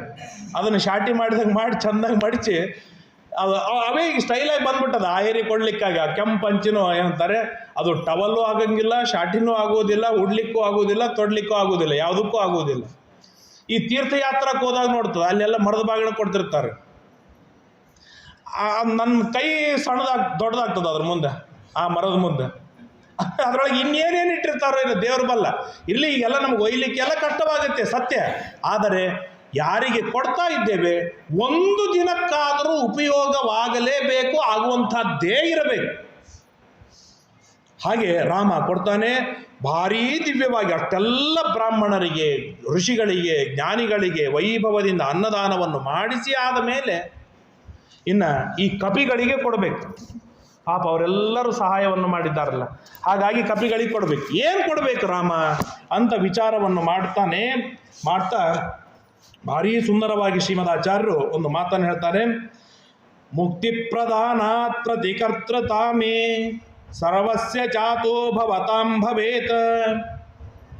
ಸುಗ್ರೀವನಿಂದ ಆರಂಭಿಸಿಕೊಂಡು ಎಲ್ಲ ಕಪಿಗಳು ಅವರು ಮಾಡಿದ ದಿವ್ಯವಾದ ಸೇವೆಗೆ ಅವರಿಗೆ ಮೋಕ್ಷ ಕೊಟ್ಬಿಟ್ರೆ ನಾನು ಕೃತಕೃತ್ಯ. ಮೋಕ್ಷ ಕೊಟ್ಬಿಟ್ರೆ ಮುಗಿದ. ಯಾಕೆಂದ್ರೆ ಮೋಕ್ಷಕ್ಕಿಂತಲೂ ದೊಡ್ಡದಾದ ಫಲ ಜಗತ್ತಿನೊಳಗೆ ಯಾವುದೂ ಇಲ್ಲವೇ ಇಲ್ಲ. ಅದರಿಂದ ಮೋಕ್ಷ ಕೊಟ್ಬಿಡ್ತೇನೆ, ಮುಗಿದೋಯ್ತು. ಆದರೆ ಹನುಮತೋನ ಪ್ರತಿಕರ್ತೃತ ಸ್ಯಾತ್, ಹನುಮಂತನಿಗೆ ಏನು ಕೊಡಲಿ ನಾನು? ಅಲ್ಲ, ಮತ್ತೆ ಅವನಿಗೂ ಮೋಕ್ಷ ಕೊಡೋದಿಲ್ಲನು? ಕೊಟ್ಬಿಡ್ಲ ಮೋಕ್ಷ. ಮೋಕ್ಷ ಬಹಳ ಸಣ್ಣದಾಗ್ತದೆ ಅವನು ಮಾಡಿದ ಸೇವಾ ಮುಂದೆ. ಹನುಮಂತ ದೇವರು ಮಾಡಿದ ಸೇವೆಯ ಮುಂದೆ ನಾನು ಕೊಡಬಹುದಾದ ಮೋಕ್ಷವೇನಿದೆ ಅದು ಬಹಳ ಸಣ್ಣದಾಗತ್ತೆ. ನನ್ನ ಮರ್ಯಾದೆ ಹೋಗತ್ತೆ. ನಮ್ಗೆ ಎಷ್ಟು ದೊಡ್ಡ ಗೆಸ್ಟ್ ಬಂದಿರ್ತಾನೆ, ಎಷ್ಟು ಉಪಕಾರ ಮಾಡಿದವರು ಬಂದಿರ್ತಾರೆ, ಅವ್ರಿಗೊಂದೇನೋ ಸಣ್ಣದ ಕಣ ಕೊಟ್ಟು ಕಳಿಸಿದ್ರೆ ಅವರಿಗೂ ಅಸಹ್ಯ, ಕೊಡುವವನಿಗೂ ಅಸಹ್ಯ. ಹಾಗಾದ್ರೆ ವೈಭವ್ಯಾಗ ಅವರು ಹೇಗೆ ಸೇವೆ ಮಾಡಿದ್ದಾರೆ, ಹೇಗೆ ಅನುಕೂಲ ಮಾಡಿದ್ದಾರೆ, ಹೇಗೆ ನಮಗೆ ಹೆಲ್ಪ್ ಮಾಡಿದ್ದಾರೆ, ಅದು ತಕ್ಕಾಗಿ ಕೊಟ್ಟರೆ ಗೌರವ. ಅದು ಈ ಹನುಮಂತನಿಗೆ ಮೋಕ್ಷ ಬಿಟ್ಟ ಏನು ಕೊಡ್ಲಿ ನಾನು, ಬಹಳ ಸಣ್ಣದಾಗಿ ಬಿಡುತ್ತೆ. ಯಾಕೆ ಅಂತಂದ್ರೆ ಎಲ್ಲರೂ ಏನೋ ಒಂದು ನಿಮಿತ್ತ ಇಟ್ಟುಕೊಂಡು ಭಕ್ತಿಯನ್ನು ಮಾಡ್ತಾರೆ. ಕೆಲವರಿಗೆ ಮೋಕ್ಷ ಬೇಕು, ಕೆಲವರಿಗೆ ಇನ್ನೊಂದೇನೋ ಬೇಕು, ಕೆಲವರಿಗೆ ಇನ್ನೊಂದೇನೋ ಬೇಕು, ಕೆಲವರಿಗೆ ಇನ್ನೊಂದೇನೋ ಬೇಕು, ಕೆಲವರಿಗೆ ಮುಗಿದೊಂದು ಬೇಕು, ಕೆಲವರಿಗೆ ಮತ್ತೊಂದು ಬೇಕು. ಹೀಗೆ ಎಲ್ಲರಿಗೂ ಒಂದೊಂದು ನಿಮಿತ್ತ ಇಟ್ಟುಕೊಂಡು ಭಕ್ತಿ ಮಾಡ್ತಾರೆ. ಈ ನಮ್ಮ ಹನುಮಂತ ಏನಿದ್ದಾನೆ, ಸ್ವಭಾವ ಭಕ್ತಸ್ಯ, ಸ್ವಾಭಾವಿಕವಾಗಿ ಭಕ್ತರಾಗಿದ್ದಾನೆ. ಅವನು ಏನ್ ಕೊಡೋದು ಅವನಿಗೆ ಅಂತ ಹೇಳಿ ರಾಮದೇವರು ಉದ್ಗಾರವನ್ನು ತೆಗಿತಾರೆ. ಏನಂತೆ? ಮದ್ಭಕ್ತೌ, ನನ್ನ ಭಕ್ತಿಯ ವಿಷಯದಲ್ಲಿ. ಈ ಭಕ್ತಿಯ ಬಗ್ಗೆ ವಿವರಣೆ ಸಾಕಷ್ಟು ಬಾರಿ ಕೇಳಿದ್ದೀರಿ, ಆದ್ರಿಂದ ಹೇಳೋದಿಲ್ಲ. ಆದರೆ ಒಂದು ಮಾತು ಹೇಳ್ತೇನೆ, ಗಟ್ಟಿಯಾಗಿ ನೆನಪಿಟ್ಟುಕೊಳ್ಳುವಂಥದ್ದು. ನಮ್ಮ ಜೀವನದೊಳಗೆ ಪಡೆಯಬೇಕಾದದ್ದು ಏನಾದರೂ ಇತ್ತು ಅಂತಾಗಿದ್ದರೆ, ಅಲ್ಲ, ಮಾಡಬೇಕಾದದ್ದು ಏನಾದರೂ ಇತ್ತು ಅಂತಾಗಿದ್ದರೆ ಅದು ಭಕ್ತಿ. ಪಡೆಯಬೇಕಾದದ್ದು ಏನಾದರೂ ಇತ್ತು ಅಂತಾಗಿದ್ದರೆ ಅದು ವಿಷ್ಣು ಪ್ರಸಾದ. ಇರಲೇಬೇಕಾದದ್ದು, ಮಾಡಲೇಬೇಕಾದದ್ದು ಭಕ್ತಿ, ಪಡೆಯಲೇಬೇಕಾದದ್ದು ವಿಷ್ಣು ಪ್ರಸಾದ. ಇವೆರಡು ಬಿಟ್ಟು ಇನ್ನೇನು ಪಡೆದರೂ ವ್ಯಸ್ತ. ಇವೆರಡು ಇದ್ದ ಮೇಲೆ ಎಲ್ಲವೂ ಬರುತ್ತೆ, ಇನ್ನು ಬೇಡಬೇಕಾದ ಅವಶ್ಯಕತೆ ಇರುವುದಿಲ್ಲ. ಮದ್ಭಕ್ತವು, ಭಕ್ತಿಯ ವಿಷಯದಲ್ಲಿ ಪರಿಪೂರ್ಣನಾಗಿದ್ದಾನೆ ಹನುಮಂತ. ಜ್ಞಾನಪೂರ್ತವು, ಜ್ಞಾನದ ವಿಷಯದೊಳಗೆ ಪರಿಪೂರ್ಣನಾಗಿದ್ದಾನೆ. ಎಷ್ಟು ಜ್ಞಾನವಿದೆ? ಶತಕೋಟಯ ಪಂಚರಾತ್ರಂ, ಶತಕೋಟಿ ಶ್ಲೋಕಾತ್ಮಕವಾದ ರಾಮಾಯಣ, ಶತಕೋಟಿ ಶ್ಲೋಕಾತ್ಮಕವಾದ ಪುರಾಣಗಳು, ಅದಲ್ಲದೆ ಸಮಗ್ರವಾದ ಮಹಾಭಾರತ, ಅದಲ್ಲದೆ ಅನಂತವಾದ ವೇದ, ಇಷ್ಟಲ್ಲದೇನೆ ಲೌಕಿಕ ವೈದಿಕ ಭೇದ ಭಿನ್ನ ವರ್ಣಾತ್ಮಕ ಅಂತ ಹೇಳಿದ ಅನೇಕ ವರ್ಣಗಳು, ಅನಂತ ವರ್ಣಗಳು. ಆ ಎಲ್ಲದರ ಸಮಗ್ರವಾದ ಜ್ಞಾನ ಹನುಮಂತ ದೇವರಿಗಿದೆ. ಅನಂತ ಜೀವರಾಶಿಗಳು, ಒಬ್ಬೊಬ್ಬ ಜೀವನ ಕರ್ಮ ಅನಾದಿಯಿಂದ ಅನಂತವಾಗಿರ್ತಕ್ಕಂಥ ಕರ್ಮ, ಅಂತಹದ್ದು ಅನಂತ ಜೀವರಾಶಿಗಳು. ಆ ಎಲ್ಲ ಅನಂತ ಜೀವರಾಶಿಗಳ ಕರ್ಮ ಎಚ್ಚ ಯಾವತ್ತು ಹನುಮಂತ ದೇವರಿಗೆ ಜ್ಞಾನವಿದೆ. ಭಗವಂತನ ಮಹತ್ತತ್ವದ ಮೀರಿದ ರಜೋಗುಣ, ತಮೋಗುಣ, ಸತ್ವಗುಣ, ಆ ಸತ್ವಗುಣ ಮೀರಿದ 100 ಯೋಜನವರ ಪರ್ಯಂತವಾದ ಅವ್ಯಾಕೃತ ಆಕಾಶ, ಆ ಅವ್ಯಾಕೃತ ಆಕಾಶದವರೆಗೆ, ಅದರ ಮೀರಿದಲ್ಲಿ ಅಲ್ಲ, 100 ಯೋಜನದವರೆಗೆ ಅವ್ಯಾಕೃತ ಆಕಾಶದಲ್ಲೂ ಕೂಡ ಎಷ್ಟು ರೂಪಗಳಿಂದ ದೇವರು ವ್ಯಾಪ್ತರಾಗಿದ್ದಾನೆ. ಆ ಎಲ್ಲ ಭಗವಂತನ ರೂಪಗಳ ನಿರಂತರ ಸಾಕ್ಷಾತ್ಕಾರ ಹನುಮಂತ ದೇವರಿಗೆ ಆಗ್ತಾ ಇರ್ತದೆ. ಅನಂತ ಗುಣಯುಕ್ತನಾದ, ಅನಂತ ಕ್ರಿಯೋಪೇತನಾದ, ಅನಂತ ರೂಪಿಯಾದ ಭಗವಂತನ ಜ್ಞಾನವಾಗತ್ತೆ. ಹಾಗಾಗಿ ಜ್ಞಾನಪೂರ್ತಿಯೊಳಗೆ ಹನುಮಂತನ ಸಮಾನರು ಜಗತ್ತಿನೊಳಗೆ ಯಾರೂ ಇಲ್ಲ. ಆದರೂ ಜ್ಞಾನ, ಹನುಮಂತನ ಜ್ಞಾನ ಬೆಳೀತಾ ಹೋಗುತ್ತೆ ಹೊರತು ಅದು ನಿಲ್ಲುವುದಿಲ್ಲ. ಅನುಪರಿಕ ಬಲ, ದಿವ್ಯವಾದ ಬಲ ಹನುಮಂತ ದೇವರು. ಕೃಷ್ಣನ ಮುಂದೆ ಧರ್ಮರಾಜನಿಗೆ ಭೀಮಸೇನ ದೇವರು ಹೇಳ್ತಾರೆ, ದೇವರ ಅನುಗ್ರಹ ಇದೆ, ನನ್ನ ಯೋಗ್ಯತೆ ಇದೆ, ನೀನು ಅನುಮತಿ ಕೊಡು, ಹೋಗಿ ಜರಾಸಂಧನನ್ನು ಕುಟ್ಟಿಕೊಂಡು ನಾನು ಬರ್ತೇನೆ ಅಂತ ಧರ್ಮರಾಜನಿಗೆ ಒಂದು ಪಾಸಿಟಿವ್ ಕಾನ್ಫಿಡೆಂಟ್ ಕೊಡುವುದಕ್ಕಾಗಿ ಹನುಮಂತ ಈ ಮಾತು ಹೇಳಿದರೆ, ಕೃಷ್ಣ ಅದನ್ನು ಕರೆಕ್ಷನ್ ಮಾಡ್ತಾನೆ. ಭೀಮ, ನಿನ್ನ ಬಲ ಇಷ್ಟೇ ಅದ ಅಂತ ನೀನು ತಿಳಿಬೇಡ. ನಿನ್ನ ಬಲ ಎಷ್ಟಿದೆ ನನಗೆ ಗೊತ್ತು, ನಿಮ್ಮ ಅಪ್ಪ ನಾನು, ನನಗೆ ಗೊತ್ತು. ಬ್ರಹ್ಮಾಂಡವನ್ನು 2 ಹೋಳು ಮಾಡಿ ತಾಳು ಕುಟ್ಟಿ ಹಾಕುವ ಸಾಮರ್ಥ್ಯ ನಿನಗಿದೆ. ಯತ್ಕಿಂಚ ಆತ್ಮನಿ ಕಲ್ಯಾಣಂ ಸಂಭಾವಯಸಿ ಪಾಂಡವ ಸಹಸ್ರ ಗುಣಮಪ್ಪೇತ ತ್ವಯಿ ಸಂಭಾವಯಾಮ್ಯಂ. ನೀನು ನಿನ್ನಲ್ಲಿ ಬಲ ಎಷ್ಟಿದೆ ಅಂತ ನೀನು ತಿಳಿದುಕೊಂಡಿದ್ಯಲ್ಲ, ಅದಕ್ಕೂ ಕೋಟಿ ಪಟ್ಟು ಹೆಚ್ಚಿನ ಬಲ ನಿನ್ನಲ್ಲಿದೆ ಅಂತ ನನಗೆ ಗೊತ್ತು. ಇದು ಅನುಪದಿಕ ಬಲ, ಸ್ಥೈರ್ಯ, ಧೈರ್ಯ. ಎಂದಿಗೂ ಕೂಡ ಎಂತ ನಾರಾಯಣಾಸ್ತ್ರ ದಿಗಿ ದಿಗಿ ದಿಗಿ ತಲೆ ಮೇಲೆ ಬಂದು ನಿಂತಿದೆ, ಅವರ ಸ್ಥೈರ್ಯ ಕುಂದಲಿಲ್ಲ. ರಾವಣ, ವಿಭೀಷಣ, ಕುಂಭಕರ್ಣರು ಯುದ್ಧಕ್ಕೆ ಬಂದರೆ ಸ್ಥೈರ್ಯ ಕುಂದಲಿಲ್ಲ. ಸಮುದ್ರ, ಅಗಾಧವಾದ ಸಮುದ್ರ ನೋಡಿ ಮುಳುಗಲಿಕ್ಕೆ ಧೈರ್ಯ ಬರುವುದಿಲ್ಲ ನಮಗೆ. ಕಾಲಿಟ್ರೆ ಬೈತಾರೆ, ಹೆದರಿಸಿ ಬಿಡ್ತಾರೆ, ಹೋಗಿ ಮಾಡಲಿ ಸಮುದ್ರದ ಅಂತ ಹೇಳಂದು. ಅಂಥದ್ದು ಆ ಸಮುದ್ರಕ್ಕೆ ಸೇತುವೆ ಕಟ್ಟುವಂತ ದಿವ್ಯವಾದ ಸ್ಥೈರ್ಯ, ಅದ್ಭುತವಾದದ್ದು ಧೈರ್ಯ, ಅಪ್ರತಿಮವಾದ ಧೈರ್ಯ. ಸ್ವಾಭಾವ್ಯಾಧಿಕ್ಯತೇನ ಸುಮತಿ ದಮ ಶಮೇಶು ಅಸ್ಯ ತುಲ್ಯೋ ನ ಕಶ್ಚಿತ. ಜಗತ್ತಿನೊಳಗೆ ಹನುಮಂತನಿಗೆ ಸಮರಾದವರು ಯಾರೂ ಇಲ್ಲ. ಶೇಷೋ ರುದ್ರ ಸುಪರ್ಣೋಪಿ ಉರುಗಣ ಸಮಿತೋ ನೋ ಸಹಸ್ರಾಂಶು ತುಲ್ಯ. ಶೇಷದೇವರು, ಗರುಡದೇವರು, ರುದ್ರದೇವರು, ಇಂದ್ರಾದಿ ದೇವತೆಗಳು ಹನುಮಂತ ದೇವರಿಗೆ 1000% ಸಮರಲ್ಲ. ಕೋಟ್ಯಂಶಕ್ಕೆ ಕೆಳಗಿನ ಸಾಮರ್ಥ್ಯ ಉಳ್ಳಂಥವರು. ಇಂತಹ ಹನುಮಂತನಿಗೆ ನಾನು ಏನಪ್ಪ ಕೊಡಲಿ? ಟೆನ್ಷನ್ ಹೇಗೆ ನೋಡಿ ಹನುಮಂತನ ಮೇಲೆ ದೇವರಿಗೆ ಅಂತ ಹೇಳಿ ಹನುಮಂತನ ಮಹಿಮೆಗಳನ್ನು ಸಾಕಷ್ಟು ಹೇಳ್ತಾ ಕೊನೆಗೆ ವಿಚಾರವನ್ನು ಮಾಡ್ತಾನೆ. ಸಹಭೋಗಮನನ್ಯ ಲಭ್ಯಮಸ್ಮೈ ಹನುಮದ್ರೂಪವತೆ ದದೌ ಪುರಾಹಿ. ಇನ್ನೇನು ಹನುಮಂತ, ನಾ ಏನು ನಿನ್ನ ಕೊಡಬೇಕು? ಸಹಭೋಗವನ್ನು ಕೊಡ್ತೇನೆ ಅಂತೇಳಿ ಬಿಗಿದಪ್ಪಿಕೊಂಡು ಗಟ್ಟಿಯಾಗಿ ಆಲಿಂಗನವನ್ನು ಮಾಡಿಕೊಂಡು ಬಿಡ್ತಾನೆ. ಈಗ ಇಲ್ಲಿ ಶ್ರೀಮದ್ ಆಚಾರ್ಯ ನಮಗೊಂದು ಪ್ರಶ್ನೆ ಕೇಳ್ತಾರೆ, ಹಾಗಾದ್ರೆ ಸಹಭೋಗ ಅಂದ್ರೆ ಏನು? ನಮಗೆಲ್ಲ ಕೇಳಿಕೊಂಡ ಕಥೆ ಏನು ಅಂತಂದ್ರೆ, ದೇವರು ಹನುಮಂತನನ್ನು ಗಟ್ಟಿಯಾಗಿ ಆಲಿಂಗನ ಮಾಡಿಕೊಂಡು ಬಿಟ್ಟ, ಇದೇ ಸಹಭೋಗ ಅಂತ ಕೇಳಿದ್ದು. ಶ್ರೀಮದ್ ಆಚಾರ್ಯ ಹೇಳ್ತಾರೆ, ಈ ಸಹಭೋಗ ಅತೀ ಕ್ಷುದ್ರವಾದ ಸಹಭೋಗ. ಹಾಗಾದ್ರೆ ಹೇಗೆ ಸಹಭೋಗವನ್ನು ಮಾಡ್ತಾನೆ ಅಂತ ಅನ್ನೋದು ಶ್ರೀಮದ್ ಆಚಾರ್ಯ ಹೇಳ್ತಾರೆ. ಭೋಗಾಶ್ಚ ಯೇ ಯಾನಿ ಕರ್ಮಜಾತಾನಿ ಅನಾದ್ಯನಂತಾನಿ ಮಮೇಹ ಸಂತಿ. ಅನಾದಿ ಅನಂತ ಕಾಲದಲ್ಲಿ ಇರುವ ಅನಂತ ಜೀವರಾಶಿಗಳ ಕರ್ಮದಿಂದ ಹುಟ್ಟಿ ಬಂದಿರುವ ಏನೆಲ್ಲ ಭೋಗಗಳನ್ನು ಭೀಮಸೇನ ದೇವರು, ವಾಯುದೇವರು ಮಾಡ್ತಾರೆ, ಆ ಎಲ್ಲ ಭೋಗಗಳ ಜೊತೆಗೆ ದೇವರು ಕೂಡ ಮಾಡ್ತಾನೆ. ಅಂದರೆ ಏನು ಅರ್ಥ ಆಗಲಿಲ್ಲ. ಅನಾದಿ ಕಾಲದಿಂದ ಅನಂತ ಕಾಲದವರೆಗೆ ಮುಖ್ಯ ಪ್ರಾಣದೇವರು ಏನು ಭೋಗಗಳನ್ನು ಮಾಡ್ತಾ ಬಂದಿದ್ದಾರಲ್ಲ, ಆ ಎಲ್ಲ ಭೋಗಗಳ ಜೊತೆಗೆ ದೇವರು ತಾನು ಭೋಗ ಮಾಡ್ತಾರೆ. ಅಂದರೆ ವಾಯುದೇವರು ಮಲಗುತ್ತಾರೆ ಅಂದ್ರೆ ವಾಯುದೇವರ ಪಕ್ಕದೊಳಗೆ ದೇವರು ಮಲಗ್ತಾನೆ, ವಾಯುದೇವರು ಎದ್ರೆ ದೇವರು ಹೇಳ್ತಾನೆ, ವಾಯುದೇವರು ಸ್ನಾನಕ್ಕೆ ಕೂತ್ರೆ ದೇವರು ಕೊಡ್ತಾನೆ, ವಾಯುದೇವರು ಸಮಗ್ರವಾದ ಸತ್ಯಲೋಕಾಧಿಪತ್ಯವನ್ನು ಆಡಿದ್ರೆ ದೇವರು ಸತ್ಯಲೋಕಾಧಿಪತ್ಯವನ್ನು ಆಡುತ್ತಾನೆ. ಇದರ ವಿವರಣೆ ಸಾಕಷ್ಟು ಇದೆ. ಅನಾದಿ ಅನಂತಾನಿ ಕರ್ಮಜಾತಾನಿ ಯೇ ಭೋಗಾಹ. ಅನಾದಿ ಅನಂತವಾದ ಕರ್ಮಗಳಿಂದ ಹುಟ್ಟಿ ಬಂದಿರುವ ಏನೆಲ್ಲ ಭೋಗಗಳಿವೆ, ಆ ಎಲ್ಲ ಭೋಗ ಎಷ್ಟು ವಿಚಿತ್ರ ಅಂತಂದ್ರೆ, ಇದು ವಾಯುದೇವರ ಭೋಗಗಳು ಮಾತ್ರ ಅಲ್ಲ, ಅನಂತ ಜೀವರಾಶಿಗಳಲ್ಲಿ ನಿಂತು ಕರ್ಮವನ್ನು ಮಾಡಿಸಿದವರು ಯಾರು? ವಾಯುದೇವರೇ. ಅವರು ಮಾಡುವ ಭೋಗವನ್ನು ಯಾರು ಮಾಡ್ತಾರೆ? ವಾಯುದೇವರೇ ಭೋಗ ಮಾಡ್ತಾರೆ. ಆ ಎಲ್ಲ ಭೋಗಗಳು ಜೊತೆಗೆ ದೇವರು ಮಾಡ್ತಾನೆ. ಮದಾಜ್ಞೆಯ ತಾನ್ಯಖಿಲಾನಿ ಸಂತು ಧಾತು ಪದೇ ತತ್ ಸಹಭೋಗ ನಾಮ.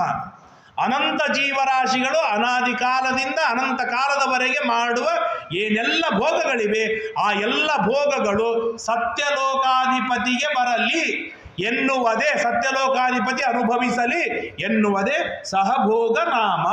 ಅದಕ್ಕೆ ಸಹಭೋಗ ಎಂದು ಕರೀತಾರೆ ಅಂತ ಶ್ರೀಮದಾಚಾರ್ಯರು ಹೇಳ್ತಾ, ಇಂತಹ ಸಹಭೋಗವನ್ನು ನಾನು ನಿನಗೆ ಕೊಡ್ತೇನೆ. ಮುಂದೆ ಹೇಳ್ತಾರೆ, ಕೋನ್ಮೀಶತೆ ಪಾದ ಸರೋಜ ಭಾಜಾಂ ಸುದುರ್ಲಭೋರ್ಥೇಷು ಚತುಷ್ವಪೀಹ ತಥಾಪಿ ನಾಹಂ ಪ್ರವೃಣೋಮಿ ಭೂಮನ್ ಭವತ್ಪದಾಂಭೋಜ ನಿಷೇವಣಾದೃತೆ. ಇಷ್ಟು ದೇವರು ರಾಮ ಹನುಮಂತನಿಗೆ ಕೊಟ್ಟಾದ ಮೇಲೆ ತಾನೇನು ಕೊಡಬೇಕು ಎಲ್ಲ ಕೊಟ್ಟಾದ್ಮೇಲೆ ಹನುಮಂತನ ಕೇಳ್ತ, ಮತ್ತು ನಿನಗೇನಾದ್ರೂ ಬೇಕಿದ್ರೆ ಹೇಳ, ನಾ ಕೊಡ್ತೇನೆ. ಯಾಕಂದ್ರೆ ನಿನ್ನ ಸೇವಾ ಅಷ್ಟದನೋ, ನಿನ್ನ ಸೇವಾ ಅಷ್ಟದ, ಅಷ್ಟು ಮೀರಿದ ಸೇವಾ ಅದ, ಏನಾದರೂ ಬೇಕಿದ್ರೆ ಹೇಳಿ, ಅವಶ್ಯವಾಗಿ ನಾನು ಕೊಡ್ತೇನೆ ಅಂತ ಕೇಳಿದಾಗ ಏನು ಕೇಳಬೇಕು ಹನುಮಂತ? ದಾಸರಾಯರು ಒಂದು ಹಾಡಿನೊಳಗೆ ಹೇಳ್ತಾರೆ, ಸೇವಕತನದ ರುಚಿ ಎನ್ನುವ ಹಾಡಿನೊಳಗೆ ಹೇಳ್ತಾರೆ, ಮದುವೆಯ ಮಾಡೆನ್ನ ಬಾರದಿದ್ದೆ. ರಾಮ, ಇಷ್ಟು ವರ್ಷ ಆಯಿತು ಮದುವೆ, ಮದುವೆ ಮಾಡಲಿ, ನಿನ್ನ ದೊಡ್ಡ ರಾಜ್ಯ, ಬೇಕಾದಷ್ಟು ಕನ್ಯೆಗಳಿರ್ತವೆ, ಒಂದು ಹೆಣ್ಣು ಹುಡುಕೊಂಡು ನನಗೆ. ರಾಮ ಅಂತಿದ್ದ, ಒಂದು ಯಾಕೋ ನಿನಗೆ? ಭೀಮನಾದ ಕೊಟ್ಟಾನ 26 ಜನ, 21, 22 ಜನ ಹೆಣ್ಣಂದ್ರನ್ನು ಕೊಟ್ಟಾನ ಭೀಮನಾದಾಗ. 10 ಜನ ದಿಗಭಿಮಾನಿ ದೇವತಾ ಸ್ತ್ರೀಯರು, 10 ಜನ ಅಭಿಮಾನಿ ದೇವತಾ ಸ್ತ್ರೀಯರು, 20. ಹಿಡಂಬಿ 21, 22ನೇದಕ್ಕೆ ಕಾಶಿರಾಜನ ಮಗಳು ಸತ್ಯ ಅಂತ ಹೆಸರು, 23ನೇದಕ್ಕೆ ಕೃಷ್ಣ ದ್ರೌಪದಿ, ಕಾಳಿ ದ್ರೌಪದಿ. ಹೀಗೆ 23, 24 ಜನರ ಜೊತೆಗೆ ವಿವಾಹವನ್ನು ಮಾಡಿಕೊಂಡು ವೈಭವದಿಂದ ಜೀವನ ಮಾಡುವ ಸೌಭಾಗ್ಯವನ್ನು ಭೀಮನಿಗೆ ಕೊಟ್ಟಾಗ ಹನುಮಂತನಿಗೆ ಒಂದು ಕನ್ಯೆ ಹುಡಿಕೊಳ್ಳಲಿಕ್ಕೆ ಬೇಡಿದ್ರು ಕಷ್ಟ ಆಗ್ತಿತ್ತೇನು? ಮದುವೆಯ ಮಾಡೆಲ್ಲ ಬಾರದಿದ್ದೆ. ಛೇ ಛೇ ಛೇ ಹಾಗೆ ಯಾಕೆ? ಎಂಥ ರಾಮ ಅಂತಂದ್ರೆ ಮುದದಿ ಪಾಷಾಣವ ಪೆಣ್ಣ ಮಾಡಿದ, ಕಲ್ಲನ್ನು ಹೆಣ್ಣು ಮಾಡಿದ ರಾಮನಿಗೆ ಒಂದು ಕನ್ಯೆ ಹುಡುಕೊಡೋದು ಕಟ್ಟುತ್ತ. ಈ ಹುಟ್ಟಿದ ಕನ್ಯಾಗಳನ್ನು ಬೇಕಾಗಿಲ್ಲ, ಯಾವ್ಯಾವ ಗುಂಡ್ಕಲ್ಲುಗಳವ ಅವನ್ನ ಮುಟ್ಟಿ ಅವುಗಳನ್ನು ಹೆಣ್ಣು ಮಾಡಿ ಕೊಟ್ಟು ಹಾಕಿದ್ರು ನಡೆದು ಹೋಗ್ತಿತ್ತು.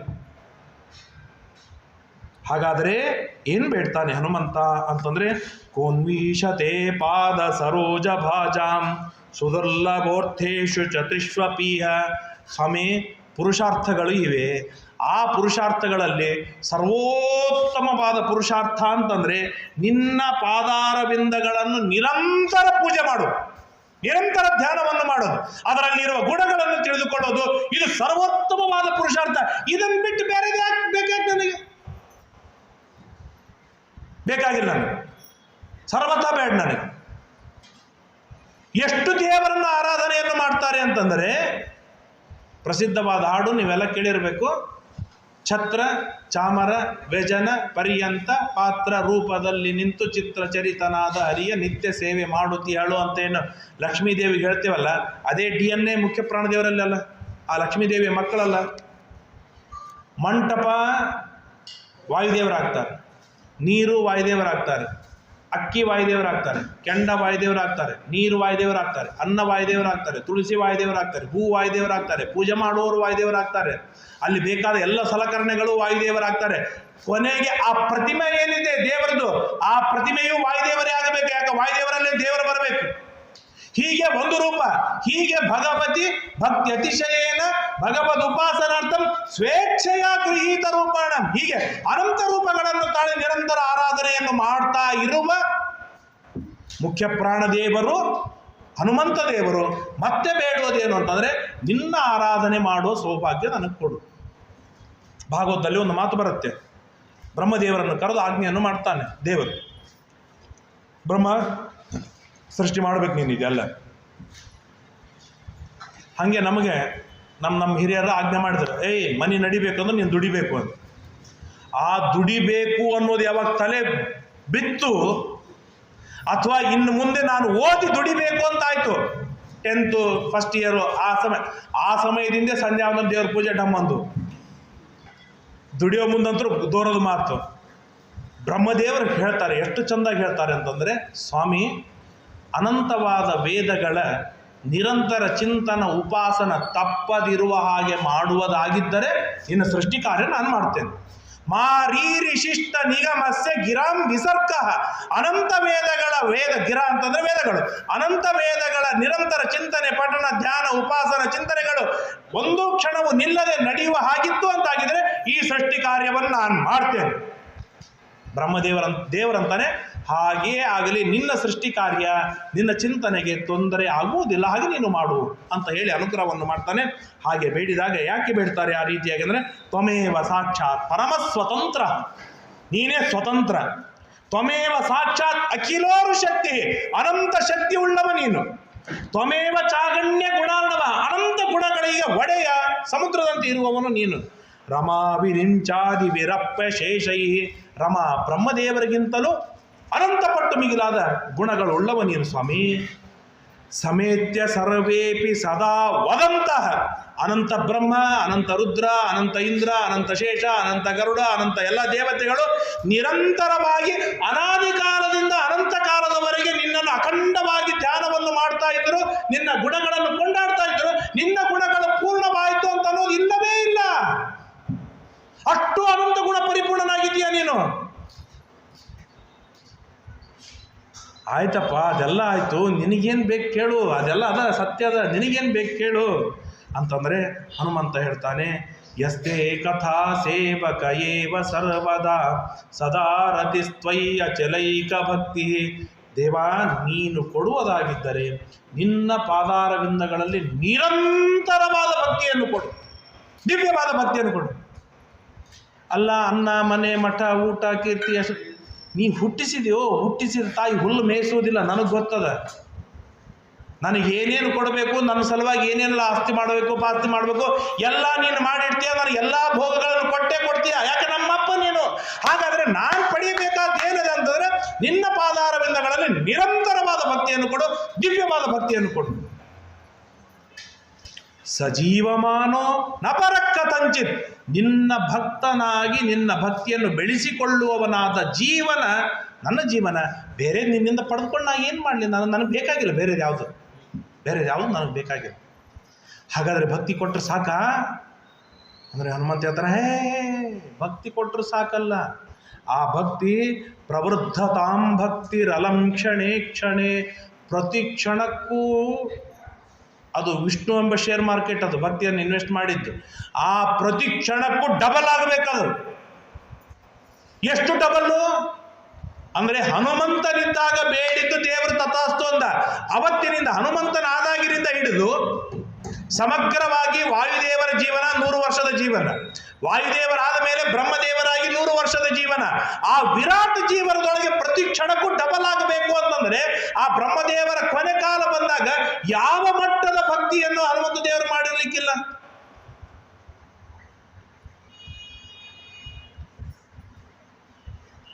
ಟೆನ್ಷನ್ ಆಗತ್ತೆ, ಗಾಬರಿ ಆಗತ್ತೆ. ಇಂಥ ಹನುಮಂತನ ಭಕ್ತರಾಗಿವಲ್ಲಪ್ಪ ನಾವು ಅಂತ ಅನಿಸ್ಬಿಡುತ್ತೆ. ಒಮ್ಮೆ ಭಕ್ತರು ಆಗದೆ ಇದ್ರೆ ಚಲೋ ಆಗ್ತಿತ್ತು, ಈ ಎಲ್ಲ ಭಕ್ತಿ ಕೊಡವೆ ಬೇಡ ಅಂತ ಹೇಳಂದು.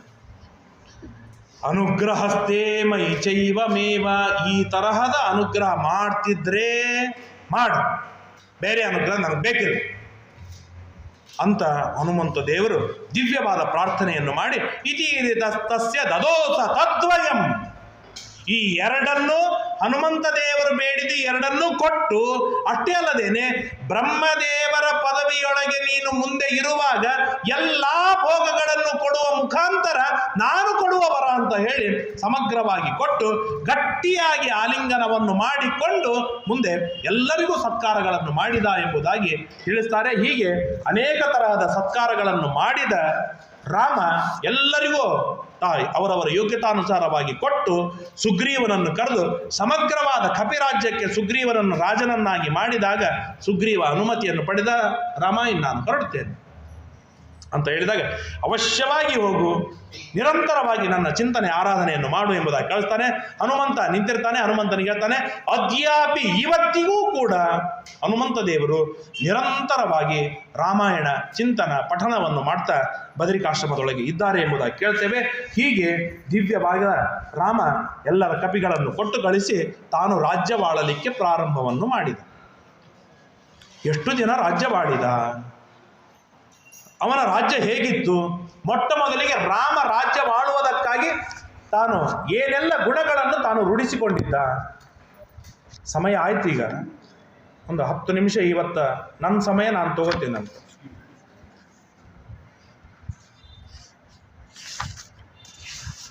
ಎಷ್ಟೆಲ್ಲ ಗುಣಗಳಿತ್ತು ಅಂತ ಕೇಳಿದಾಗ ರಾಮನ ಗುಣಗಳನ್ನು ಲಿಸ್ಟ್ ಔಟ್ ಮಾಡ್ತಾರೆ. ನಾನು ವಿವರಣೆ ಮಾಡುವುದಿಲ್ಲ, ಬರೀ ಲಿಸ್ಟ್ ಹೇಳ್ತೇನೆ. ಎಲ್ಲ ಗುಣಗಳು, ಅದರಲ್ಲಿ ಬರುವ ಪ್ರತಿಯೊಂದು ಗುಣಗಳು ನಾವು ಪಾಲನೆಯನ್ನು ಮಾಡಿಕೊಳ್ಳಬಹುದಾದ ಗುಣಗಳು. ಹೇಗೆ ರಾಮ ರಾಜ್ಯವಾಳ್ತಾ ಇರುವಾಗ ಗುಣವಂತನಾಗಿ ಇದ್ದ. ಮೊಟ್ಟ ಮೊದಲಿಗೆ ಇದು ಆರಂಭಕ್ಕೆ ಬರುತ್ತೆ. ಅಲ್ಲಿ ಪ್ರಶ್ನೆಯನ್ನು ಮಾಡ್ತಾರೆ.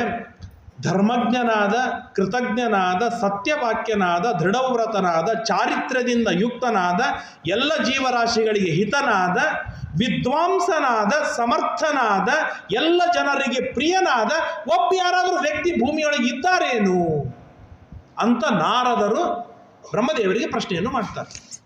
ಪ್ರಶ್ನೆಯನ್ನು ಮಾಡಿದಾಗ ಸಂತೋಷದಿಂದ ಹೇಳ್ತಾರೆ ಬುದ್ಧಿ ರಾಮೋ ಬಹವೋ ದುರ್ಲಭಾಶ್ಚೈವ ಯೇ ತ್ವಯಾ ಕೀರ್ತಿತಾ ಗುಣಾಃ ಮುನೇ ವಕ್ಷ್ಯಾಮ್ಯಹಂ ಬದ್ಧ್ವಾ ತೈರ್ಯುಕ್ತ ಶ್ರೂಯತಾಂ ನರಃ ಇಕ್ಷ್ವಾಕು ಪ್ರಭವೋ ವಂಶೋ ರಾಮೋ ನಾಮ ಜನೈಶ್ರುತಃ ನಿಯತಾತ್ಮ. ಇಕ್ಷ್ವಾಕುವಿನ ವಂಶದಲ್ಲಿ ರಾಮ ಎಂಬುದಾದ ಒಬ್ಬ ವ್ಯಕ್ತಿ ಬಂದಿದ್ದ. ಅವನಲ್ಲಿ ಅನಂತ ಗುಣಗಳಿತ್ತು. ಯಾವ್ಯಾವಿತ್ತು ಸ್ವಾಮಿ? ನಿಯತಾತ್ಮ, ತನ್ನ ಮನಸ್ಸನ್ನು ತಾನು ಮೊಟ್ಟ ಮೊದಲಿಗೆ ನಿಗ್ರಹದೊಳಗೆ ಇಟ್ಟುಕೊಳ್ಳೋದು ಇದು ಮೊಟ್ಟ ಮೊದಲನೇ ಗುಣ. ಅದು ರಾಮನಲ್ಲಿ ಅನುಸ್ಯೂತವಾಗಿ ಇತ್ತು. ಮಹಾವೀರ್ಯ, ಭಾರೀ ಪರಾಕ್ರಮನಾಗಿದ್ದ. ಧೃತಿಮಾನ್, ಧೈರ್ಯವುಳ್ಳವನಾಗಿದ್ದ. ವಶಿ, ಎಲ್ಲರೂ ಅವನ ವಶದೊಳಗಿದ್ದು. ವಶದೊಳಗಿರುವುದಂದ್ರೆ ಏನು? ದಬ್ಬಾಳಿಕೆ ಮಾಡಿ ವಶದೊಳಗೆ ಇಟ್ಟುಕೊಳ್ಳೋದಲ್ಲ. ಸಣ್ಣ ದೃಷ್ಟಾಂತ, ಇವತ್ತು ನಾವೆಲ್ಲರೂ ಈ ಮೊಬೈಲ್ ವರ್ಷದೊಳಗಿದ್ದೀವಿ. ಮೊಬೈಲ್ ಏನು ನಮ್ಮ ದಬ್ಬಾಳಿಕೆ ಮಾಡ್ತಾ ಇಲ್ಲ, ಅದರ ಪ್ರತಿ ಕ್ಷಣವೂ ನಾವು ಅದನ್ನೊಂದು ಸ್ವಲ್ಪ ಈಗ ನೋಡಿದಾಗ ಆನಂದವಾಗುತ್ತೆ, ಅದ್ರ ಮುಚ್ಚಿಡ್ತೀವಿ, ಮತ್ತೊಮ್ಮೆ ಹೀಗೆ ತೆಗೆದು ನೋಡಿದಾಗ ಮತ್ತೆ ತೃಪ್ತಿ ಆಗುತ್ತೆ. ಅಂದರೆ ಅಷ್ಟು ಕಂಟ್ರೋಲ್ ನಮ್ಮನ್ನು ಮಾಡುತ್ತಾ ಇದೆ ಮೊಬೈಲ್. ಇದು ನಮ್ಮನ್ನು ವಶದೊಳಗೆ ಇಟ್ಕೊಂಡು, ಹಾಗೆ ಪ್ರತಿಯೊಬ್ಬ ಜೀವನು ರಾಮನ ವಶದೊಳಗಿದ್ದು. ಮೂರನೇದು ವಶಿ, ಬುದ್ಧಿಮಾನ್, ಪ್ರಚಂಡ ಬುದ್ಧಿವಂತ. ಎಷ್ಟು ಬುದ್ಧಿವಂತ ಅಂದ್ರೆ, ಆ ಬುದ್ಧಿವಂತದ ಕಾರ್ಯವೇನು ಅಂತಂದ್ರೆ ಮನಸ್ಸು ಡೋಲಾಯಮಾನವಾಗುತ್ತೆ. ಮನಸ್ಸಿನ ಲಕ್ಷಣ ಅದು ಮಾಡೋಣ, ಇದು ಮಾಡೋಣ, ಹಾಗೆ ಮಾಡೋಣ, ಊಟ ಮಾಡೋಣ, ಫಳಾರ ಮಾಡೋಣ, ಉಪನ್ಯಾಸಕ್ಕೆ ಹೋಗೋಣ ಬಿಡೋಣ, ಭಜನೆಗೆ ಹೋಗೋಣ ಬಿಡೋಣ, ಏಕಾದಶಿ ಮಾಡೋಣ ಬಿಡೋಣ, ಈ ಥರದ ಡೋಲಾಯಮಾನವೇನಿದೆ ಇದು ಮನಸ್ಸಿನ ಕಾರ್ಯ. ಅದರೊಳಗೆ ಬುದ್ಧಿಯ ಕಾರ್ಯವೇನು ಅಂತಂದರೆ ಆ ಜಡ್ಜ್ಮೆಂಟ್ ತೆಗೆದುಕೊಳ್ಳೋದು. ಅದು ಎಲ್ಲೂ ತೆಗೆದುಕೊಳ್ಳಬಹುದು. ಇವತ್ತು ಸಂಧ್ಯಾವಂದನ ಬಿಟ್ಟೇ ಬಿಡೋಣ ಅಂತ ಜಡ್ಜ್ಮೆಂಟ್ ತೆಗೆದುಕೊಂಡ್ರೆ ಅನರ್ಥ. ಇವತ್ತು ಸಂಧ್ಯಾವಂದನ ಮಾಡೇ ಬಿಡೋಣ ಅಂತ ಜಡ್ಜ್ಮೆಂಟ್ ಬಂತು ಅಂತಂದ್ರೆ ಅದು ಭಾರಿ ಸಾಧನೆ. ಆ ಸಾಧನೆಯ ಕಡೆಗೆ ಜಡ್ಜ್ಮೆಂಟ್ ಬರುತ್ತಲ್ಲ, ಆ ಜಡ್ಜ್ಮೆಂಟ್ ತೆಗೆದುಕೊಳ್ಳುವ ಕಲೆ ಏನಿದೆ ಅದಕ್ಕೆ ಬುದ್ಧಿ, ಆ ಬುದ್ಧಿ ಕಾರ್ಯವನ್ನು ಮಾಡುವಂಥದ್ದು. ಅಂತ ಪ್ರಚಂಡ ಬುದ್ಧಿವಂತನಾಗಿದ್ದ. ಕಷ್ಟಪಟ್ಟು ಸಂಪಾದನೆ ಮಾಡಿರ್ತದೆ, ಮತ್ತು ಅದನ್ನು ಎಲ್ಲಿ ಇನ್ವೆಸ್ಟ್ ಮಾಡಬೇಕು ಅನ್ನೋದ್ರೊಳಗೆ ಜಡ್ಜ್ಮೆಂಟ್ ಫೇಲ್ ಆಯಿತು ಅಂತಂದ್ರೆ ಆ ವಿನಿಮಿಂಗ್ ಶಾಸ್ತ್ರ ಅಂತವ್ರು ಶ್ರೀಮಂತರಾಗಿಬಿಡ್ತಾರೆ. ನಾವು ಮಂಗ್ಯ ಕೂತ್ಬಿಡ್ತೇವೆ. ಹಾಗೆಲ್ಲ ರಾಮನ ಬುದ್ಧಿ ಪ್ರಯೋಗವಾಗ್ತಾ ಇರಲಿಲ್ಲ. ಸಾಧನೆಯ ಮಾರ್ಗದೊಳಗೆ, ಸರಿಯಾದ ಮಾರ್ಗದೊಳಗೆ ಜಡ್ಜ್ಮೆಂಟ್ ತೆಗೆದುಕೊಳ್ತಾ ಇದ್ದ. ಬುದ್ಧಿಮಾನ್, ನೀತಿಮಾನ್, ಪ್ರಚಂಡವಾದ ನೀತಿಗಳು ರಾಮನಲ್ಲಿ ಇತ್ತು. ವಾಗ್ಮಿ, ಅದ್ಭುತವಾದ ಮಾತುಗಾರಿಕೆ ರಾಮನದು. ಯಾರ ಮುಂದೆ ಹೇಗೆ ಮಾತನಾಡಬೇಕು, ಎಲ್ಲಿ ಮಾತನಾಡಬೇಕು, ಎಷ್ಟು ಮಾತಾಡಬೇಕು, ಆ ಮಾತಿನ ಮೇಲೆ ಎಷ್ಟು ಭಾರವಿರಬೇಕು. ಅತ್ಯಲ್ಪ ಮಾತನಾಡಬೇಕು, ತನ್ನ ಇಷ್ಟಾರ್ಥವೆಲ್ಲ ಈಡೇರಬೇಕು. ಸಣ್ಣ ನೀರು ತೊಂಬ ಅಂತ ಹೇಳಬೇಕಾಗಿದೆ, ಅಥವಾ ಇಲ್ಲಿ ಕರಿಬೇಕಾಗಿದೆ. ಅವ್ನು ನೋಡ್ರಿ ಎಷ್ಟು ಚೆಂದಾಗಿದ್ದಾನೆ, ಎಷ್ಟು ಕೆಲಸ ಮಾಡ್ತಾನೆ, ಎಷ್ಟು ಮಾಡ್ತಾನೆ, ಏನು ಹೇಳಿದ್ರು ಬಿಡೋದಿಲ್ಲ. ಅಪ್ಪಣ ಒಂದು ವಾಟರ್ ನೀರು ತೊಗೊಂಬರುತ್ತೆ, ಆ ಕತ್ತಿಕಾಲಿಗೆ ಅಷ್ಟು ಮಾತಾಡ್ಬೇಕು. ನೀರು ತೊಗೊಂಬ ತರ್ತಾನೆ, ಮುಗಿದೋಯ್ತು. ಅಂದರೆ ಅತಿ ಅಲ್ಪ ಮಾತಾಡಿರಬೇಕು. ಆ ಅಲ್ಪ ಮಾತಿನೊಳಗೆ ಪರಿಪೂರ್ಣತೆ ತುಂಬಿಕೊಂಡಿರಬೇಕು. ಯಾರ ಮುಂದೆ ಎಲ್ಲಿ ಹೇಗೆ ಎಷ್ಟು ಮಾತನಾಡಬೇಕು ಅಷ್ಟು ಮಾತನಾಡೋದಕ್ಕೆ ವಾಗ್ಮಿ ಅಂತ ವಾಗ್ಮಿಯಾಗಿದ್ದ. ಶ್ರೀಮಾನ್, ಶತ್ರು ನಿವಾರಣ, ಶತ್ರುಗಳನ್ನು ನಿಗ್ರಹವನ್ನು ಮಾಡುವ ಸಾಮರ್ಥ್ಯ ಅವನಿಗಿತ್ತು. ಅನೇಕ ಮಾತುಗಳು ಅವನ ಶರೀರದ ಲಕ್ಷಣಗಳನ್ನು ಹೇಳ್ತಾರೆ.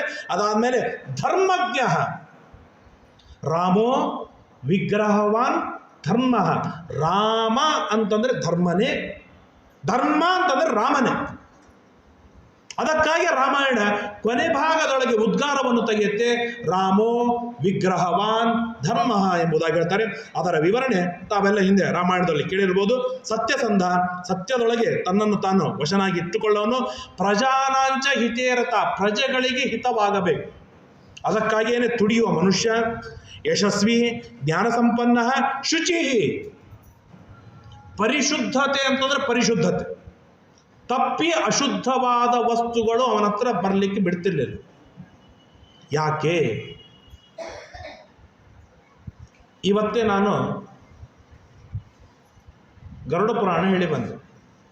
ಅಲ್ಲಿ ಒಂದು ಮಾತು ಬರುತ್ತೆ, ಬ್ರಹ್ಮ ಹತ್ಯಾದಿ ಒಂದು 16 ಲಿಸ್ಟ್ಗಳನ್ನು ಮಾಡಿ ಅವನು ವೈತರಣಿ ನದಿಗೆ ಹೋಗ್ತಾನೆ. ಮತ್ತು ಅವ್ಯಾವ ಪಾಪ ನಾವು ಮಾಡಿಲ್ಲಲ್ಲ. ಆಮೇಲೆ ನಾವಂತೂ ಸೇಫಲ್ಲ. ಬ್ರಾಹ್ಮಣರ ಹತ್ಯೆ ಮಾಡಿಲ್ಲ, ಸುರಾಪಾನ ಮಾಡಿಲ್ಲ, ಬಂಗಾರ ಕದ್ದಿಲ್ಲ, ಹೆಂಡ ಕೊಡೋದಿಲ್ಲ, ಇನ್ನೊಂದು ಏನು ಮಾಡಿಲ್ಲ, ಮತ್ತೊಂದು ಮಾಡಿಲ್ಲ, ಏನು ಮಾಡಿಲ್ಲ, ಸುಧಾರ ನಾವು ಸೇಫೆಸ್ಟ್ ಅಲ್ಲ ಅಂತಂದರೆ ಅಲ್ಲಿ ಮುಂದೆ ಇನ್ನೊಂದು ಮಾತು ಹೇಳ್ತಾರೆ, ಅವರ ಸಂಸರ್ಗ ಆಗಿದೆಯಾ? ಹಾಗಾದರೆ ಪಾಪ ಮಾಡಿದ ಹಾಗೆ. ಹಾಗಾದರೆ ಆ ಕೆಟ್ಟ ಜನರ ಸಂಸರ್ಗವಾಗಬಾರದು ಅಂತಂದರೆ ಅದರ ಅರ್ಥವೇನು? ನಾನು ಅವರ ಸಂಪರ್ಕದೊಳಗೆ ಹೋಗಬಾರ್ದು. ಅಂದ್ರೆ ನನ್ನನ್ನು ನಾನು ಕಟ್ಟಿ ಹಾಕಿಕೊಳ್ಳಬೇಕು. ನನ್ನನ್ನು ನಾನು ಕಟ್ಟಿ ಹಾಕಿಕೊಳ್ಳೋದಂತಂದ್ರೆ ನಾನು ಮಡಿಯಾಗಿರುವುದು, ನಾನು ಶುಚಿಯಾಗಿರುವುದು, ಶುದ್ಧವಾಗಿರೋದು. ಇದನ್ನು ಈಗಿನ 100 ವರ್ಷದ ಬ್ರಾಹ್ಮಣರು ತಿರುಗಿಸಿ ಏನು ಮಾಡಿದ್ರು ಅಂತಂದ್ರೆ, ನಾನು ಯಾರನ್ನೂ ಮುಟ್ಟಬಾರ್ದು ಅಂತೇಳಿ ಅವ್ರನ್ನ ಯಾರನ್ನೋ ನಿಂದ ಮಾಡಿದ್ರು, ಅದು ಕೊಡ್ತದಿಂದ್ರೆ ಇವತ್ತಿಗೆ. ನನ್ನನ್ನು ನಾನು ಕಟ್ಟಿ ಹಾಕಿಕೊಳ್ಳೋದಕ್ಕಾಗಿ ಇದು ಶುಚಿ ಮಡಿ. ಯಾಕೆಂತಂದ್ರೆ ನನಗೆ ಪಾಪ ಬರಬಾರದು. ಹಾಗೆ ರಾಮ ಎಂದಿಗೂ ಕೂಡ ಯಾವ ದುಷ್ಟರ ಸಂಪರ್ಕದೊಳಗೂ ಇರಲಿಲ್ಲ. ಅವನು ಶುಚಿಯಾಗಿದ್ದ. ವಶ್ಯ, ಯಾರು ಪ್ರಾರ್ಥನೆ ಮಾಡಿದ್ರು ಅವರಿಗೆ ವಶನಾಗಿ ಬರ್ತಿದ್ದ. ನಾನು ರಾಜ, ನೀ ಕರೆದ್ರು ನಾನು ಯಾಕೆ ಬರಲಿ? ಅಲ್ಲೇ ಇಲ್ಲ, ಅವರ ವಶದಾಗಿ ಬರ್ತಿದ್ದ ರಾಮ. ರಕ್ಷಿತ ಜೀವಲೋಕಸ್ಯ, ಇಡೀ ಕುಟುಂಬದ, ಅವನ ಕುಟುಂಬ ಅಂದರೆ ಸಮಗ್ರವಾದ ಬ್ರಹ್ಮಾಂಡವನ್ನು ರಕ್ಷಣೆ ಮಾಡುವ ಹೊಣೆಗಾರಿಕೆ ರಾಮನಲ್ಲಿ ಇತ್ತು. ಮನೆಯ ರಕ್ಷಣೆ ಮಾಡುವ ಹೊಣೆಗಾರಿಕೆ ಹೊತ್ತವ ಧರ್ಮವನ್ನು ಬಿಟ್ಟಿರ್ತಾನೆ. ರಾಮನಿಂದ ಆದರ್ಶ ಧರ್ಮಸ್ಯ ಚ ಪರಿರಕ್ಷಿತ, ಧರ್ಮವನ್ನು ಅಷ್ಟೇ ಶ್ರದ್ಧೆಯಿಂದ ರಕ್ಷಣೆಯನ್ನು ಮಾಡ್ತಾ ಇದ್ದ ರಾಮ. ಈಗ ಏನಾಗತ್ತೆ ಅಂತಂದ್ರೆ, ಒಂದು ಕುಟುಂಬದ ರಕ್ಷಣೆ, ಮನೆಯ ರಕ್ಷಣೆ, ಧರ್ಮದ ರಕ್ಷಣೆ, ಇವೆರಡರ ಮಧ್ಯದೊಳಗೆ ತಾನು ಬಡಕಲಾಗಿ ಹೋಗಿಬಿಡ್ತಾನೆ. ರಾಮ ಹಾಗಿರ್ಲಿಲ್ಲ. ರಕ್ಷಿತ ಸ್ವಸ್ಯ ಧರ್ಮಸ್ಯ, ತನ್ನ ಧರ್ಮವನ್ನು ರಾಮ ಎಂದಿಗೂ ಬಿಟ್ಟುಕೊಳ್ಳಿಲ್ಲ. ತನ್ನ ಧರ್ಮವನ್ನು ತಾನು ರಕ್ಷಣೆಯನ್ನು ಮಾಡಿಕೊಂಡಿದ್ದ. ಇದು ದೊಡ್ಡದಾಗಿರ್ತಕ್ಕಂತಹ ಬ್ಯಾಲೆನ್ಸ್ ಮೇಂಟೈನ್ ಮಾಡುವ ಕಲೆ ಇದು. ತನ್ನ ಧರ್ಮದ ರಕ್ಷಣೆ, ನಾನು ದೇವರ ಪೂಜೆ ಅಂತೇಳಿ 8 ತಾಸು ದೇವರ ಮುಂದೆ ಕೂತ್ರೆ ನನ್ನ ಕುಟುಂಬದ ರಕ್ಷಣೆ ಹೇಗೆ? ಸ್ವಜನಸ್ಯ ಚ ಪರಿರಕ್ಷಿತ, ತನ್ನ ಜನರನ್ನೂ ರಕ್ಷಣೆಯನ್ನು ಮಾಡಿಕೊಳ್ಳೋದ್ರೊಳಗೆ ಬದ್ಧನಾಗಿದ್ದ ರಾಮ. ಇದು ದೊಡ್ಡದಾಗಿರ್ತಕ್ಕಂತಹ ಇವತ್ತಿನ ಜನರಿಗೆ ಕೊಡಬಹುದಾದ ರಾಮನ ಆದರ್ಶ.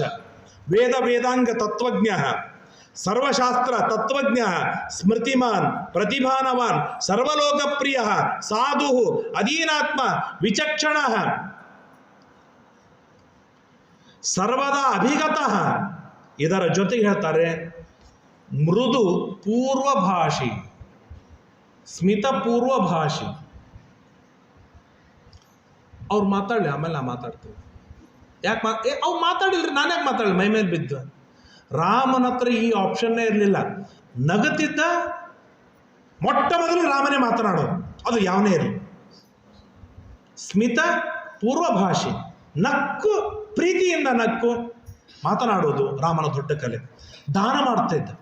ಏನು ದಾನ? ರಾಮನ ದಾನ ಅಂತಂದರೆ, ವನವಾಸಕ್ಕೆ ಹೊರಟಿದ್ದಾನೆ, ಬೀಳ್ಕೊಡ್ತಾ ಇದ್ದಾರೆ, ಇಡೀ ಜಗತ್ತು ಅಳ್ತಾ ಇದೆ, ಕಣ್ಣೀರು ಸುರಿಸ್ತಾ ಇದೆ.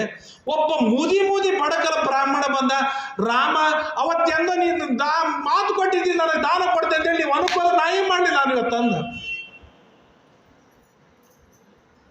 ನಾವಾಗಿದ್ದ ನೀನು ಹೋಗಲ್ಲ ಕಡೆ, ನಮ್ಮ ನಡೆ ಬಾರ, ನಾನೇ ಎಲ್ಲ ಬಿಟ್ಟು ಅನ್ಕೊಂತೀನಿ, ನಿನಗೆ ಎಲ್ಲಿದ್ದು ನಾನು ಕೊಡಲಿ ಹೋಗಚ್ಚ.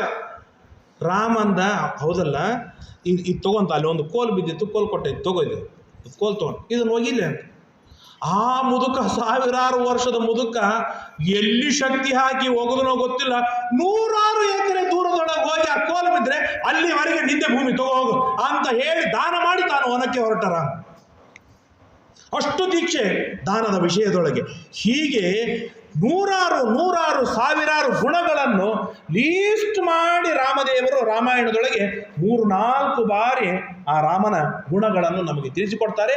ಇಂತಹ ಅನಂತ ಗುಣಗಳಿಂದ ಒಡೆಯನಾಗಿದ್ದ ರಾಮ. ಅಂತಹ ರಾಮ ಹೇಗಿದ್ದ ಅಂತಂದರೆ, ರಾಮೋ ರಾಮ ಇತಿ ಪ್ರಜಾನಾಂ ಅಭವಂಕತಃ.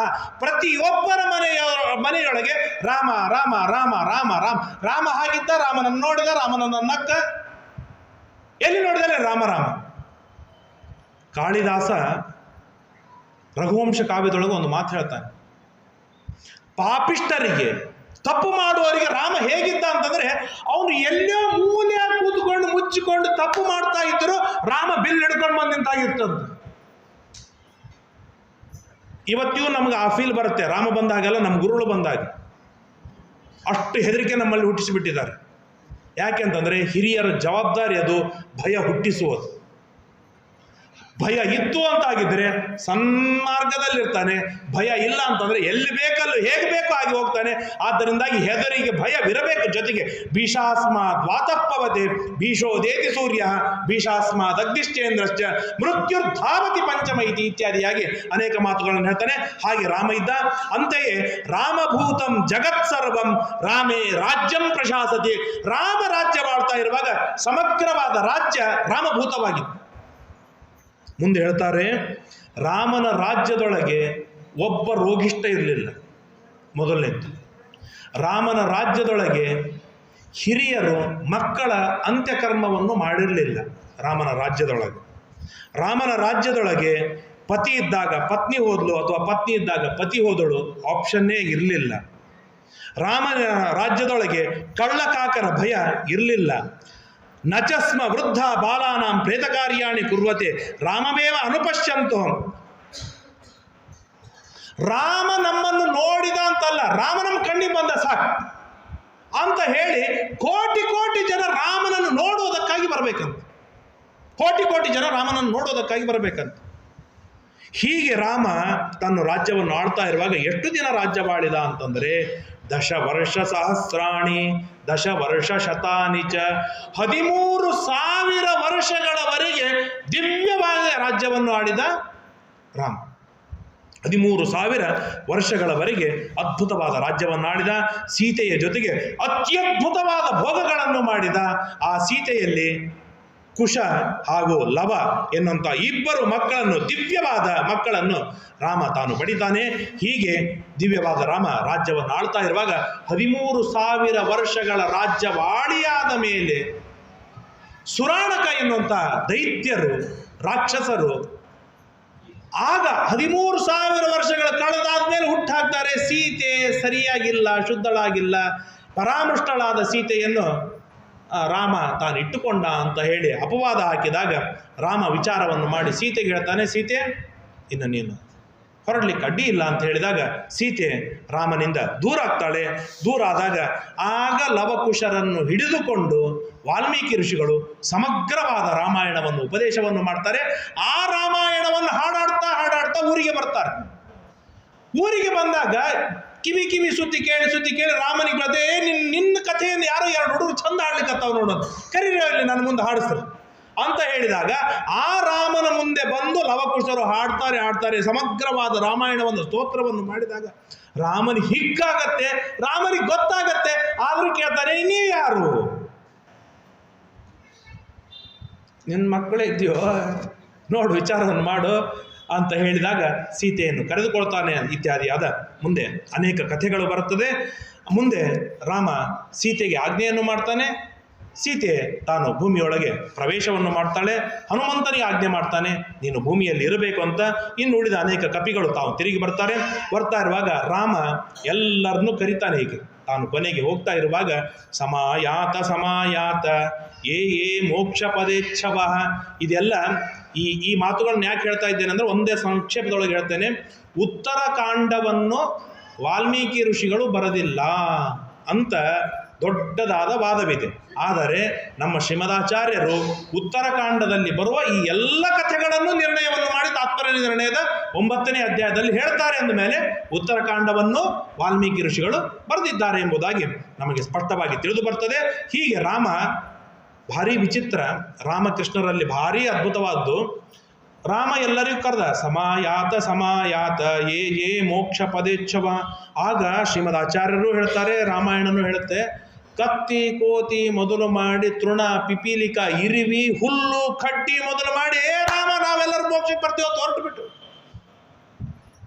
ಆಗ ಆಟಿಟ್ಯೂಡ್ ತೋರಿಸಿದವ್ರು ಯಾರಾದ್ರೂ ಇದ್ರೆ ನಾವೇ ಇರಬೇಕು, ನಾವೆಲ್ಲ ಮುಂದೆ ಬರ್ತೀವಿ ಕೊಡ್ರಿಲ್ಲ ಅಂತೇಳಿ ಕೂಡಿಸಾನಿಲ್ಲ ಗಟ್ಟುಮುಟ್ಟಾಗಿ. ಎಷ್ಟು ಜನ ಅಂದರೆ ಲಕ್ಷ ಕೋಟಿ ಜನ ರಾಮನಿಂದ ಬೆನ್ನತ್ತಾರೆ. ರಾಮ ತಾನು ದೇವರು ಅಂತ ತೋರಿಸಿದ್ದು 2 ಪ್ರಸಂಗ. ಒಂದು ಕೊನೆಗೆ ಮೋಕ್ಷ ಕೊಟ್ಟ, ಇನ್ನೊಂದು ಆರಂಭದೊಳಗೆ ಪರಶುರಾಮ ದೇವರ ಜೊತೆಗೆ ಯುದ್ಧವಾಡಿ 2 ಪ್ರಸಂಗ ತೋರಿಸಿಕೊಟ್ಟ. ಆದರೆ ಇವತ್ತಿನವರೆಗೂ ಎಲ್ಲರೂ ರಾಮನನ್ನು ದೇವರು ಅಂತ ಒಪ್ಪಿದರು. ಆದರೆ ಅದೇ ಕೃಷ್ಣ ಹುಟ್ಟಿನಿಂದ ದಿವ್ಯವಾದ ಮಹಿಮೆಗಳನ್ನು ತೋರಿಸ್ತಾ ಬಂದರೂ ಕೂಡ ಕೃಷ್ಣನನ್ನು ದೇವರಂತ ಒಪ್ಪಿಕೊಳ್ಳುವುದಿಲ್ಲ. ಇದು ರಾಮ ಕೃಷ್ಣರಲ್ಲಿರುವ ಒಂದು ವ್ಯತ್ಯಾಸ ಎಂಬುದಾಗಿ ತಿಳಿಸಿಕೊಡ್ತಾರೆ. ಹೀಗೆ ರಾಮನ ಚಿಂತನೆಯನ್ನು ನಿರಂತರವಾಗಿ ಯಾರು ಮಾಡ್ತಾರೆ ಅವರಿಗೆ ದಿವ್ಯವಾದ ಫಲಗಳನ್ನು ಹೇಳ್ತಾರೆ. ದಾಸರಾಯರು ಒಂದು ಮಾತನ್ನು ಹೇಳ್ತಾರೆ, ರಾಮ ಎಂದು ನೇಮದಿ ಭಜಿಪರ ಕಾಮಿತ ಫಲವೀವ ರಾಮ ಹರೆ. ರಾಮ ಎಂದು ನೇಮ ಅಂತಂದರೆ ನಿಯಮೇನ, ನೇಮ ಇಟ್ಟುಕೊಂಡು, ನಿಯಮೇನ ಬಿಡುವುದಿಲ್ಲ. ಹಾಗೆ ನಿಯಮೇನ ಯಾರು ಹೇಳ್ತಾರೆ ಅವರಿಗೆ ಫಲವೇನು? ಕಾಮಿತ ಫಲವೀವ, ಬೇಕಾದ್ದು ಕೇಳಿದು ಕೊಡ್ತಾನೆ ರಾಮ. ಪ್ರೇಮದಿ ಭಕ್ತರ ಪಾಲಿಪ ಶ್ರೀವರ ದೇಶ ಅಂದರೆ ರಾಮ ಪ್ರೀತಿಯಿಂದ ರಕ್ಷಣೆಯನ್ನು ಮಾಡ್ತಾನೆ. ಎಷ್ಟು ಸುಂದರವಾಗಿದೆ ದಾಸರು ಇಡುವ ಶಬ್ದ, ಪ್ರೇಮದಿ ಭಕ್ತರ ಪಾಲಿಪ ಶ್ರೀವರ ದೇಶ ವಿಠಲ ಕೃಷ್ಣ ಹರೇ. ಅಂದರೆ ಯಾರು ರಾಮನಾಮವನ್ನು ಚಿಂತನೆಯನ್ನು ಮಾಡ್ತಾರೆ ದೇವರು ಪ್ರೀತಿಯಿಂದ ರಕ್ಷಣೆಯನ್ನು ಮಾಡ್ತಾನೆ. ಇದೇ ಅಂಶವನ್ನು ಎತ್ತಿ ಕನಕದಾಸರು ಹೇಳ್ತಾರೆ. ಏನು ಮೊದಲನೇ ಶ್ಲೋಕ? ಈಶ ನಿನ್ನ ಚರಣ ಭಜನೆ ಆಸೆಯಿಂದ ಮಾಡುವವರಿಗೆ. ಆಸೆಯಿಂದ, ಆಸೆಪಟ್ಟು, ಇಷ್ಟಪಟ್ಟು, ಪ್ರೀತಿಯಿಂದ ಯಾರು ದೇವರ ಪಾದಾರ ಬಿಂದಗಳನ್ನು ಆರಾಧನೆ ಮಾಡ್ತಾರೆ ಅವ್ರಿಗೆ ಏನು ಫಲವೇನು? ಏನು ಫಲ ಅವರಿಗೆ? ಕರೆದು ಮುಕ್ತಿ ಕೊಡುವ ನೆಲೆಯಾದಿ ಕೇಶವ, ಬಾರೋ ಮಾರಾಯ ನಾನು ಮೋಕ್ಷ ಕೊಡ್ತೇನೆ ಅಂತೇಳಿ ಪ್ರೀತಿಯಿಂದ ಕೊಡ್ತಾನೆ. ಅಂದರೆ ನಾನು ನಿಮ್ಮನ್ನು ಪ್ರೀತಿಯಿಂದ ಕರೆದರೆ ನೀವು ನಮ್ಮನ್ನು ಅಷ್ಟೇ ಪ್ರೀತಿಯಿಂದ ಟ್ರೀಟ್ ಮಾಡ್ತೀರಾ. ಹಾಗೆ ದೇವರನ್ನು ಆಸೆ ಪಟ್ಟು ದೇವರ ಆರಾಧನೆಯನ್ನು ಮಾಡಿದರೆ ಪ್ರೀತಿಯಿಂದ ಕರೆದು ಮೋಕ್ಷವನ್ನು ಕೊಡ್ತಾನೆ. ಕರೆದು ಮುಕ್ತಿ ಕೊಡುವ ನೆಲೆ ಆದಿಕೇಶವ. ಹೀಗೆ ರಾಮದೇವರ ದಿವ್ಯವಾದ ಮಹಿಮೆಯನ್ನು ತಿಳಿಸಿಕೊಡ್ತಾರೆ. ಯಶೃಣೋತಿ ಸದಾ ಲೋಕೆ ನರ ಪಾಪಾತ್ ಪ್ರಮುಚ್ಯತೆ. ಎಷ್ಟು ಹೇಳಿದರೂ ರಾಮಾಯಣ ಮುಗಿಯುವುದಿಲ್ಲ, ಮುಗಿಸ್ಬೇಕು, ಮುಗಿಸ್ತೇನೆ. ಯಶೃಣೋತಿ, ಈ ರಾಮಾಯಣವನ್ನು ಯಾರು ಕೇಳ್ತಾರೆ ಅವನಿಗೆ ಸರ್ವ ಪಾಪಾತ್ ಪ್ರಮುಚ್ಯತೆ, ಎಲ್ಲ ಪಾಪಗಳಿಂದ ಅವನಿಗೆ ಮೋಕ್ಷ ಸಿಗತ್ತೆ.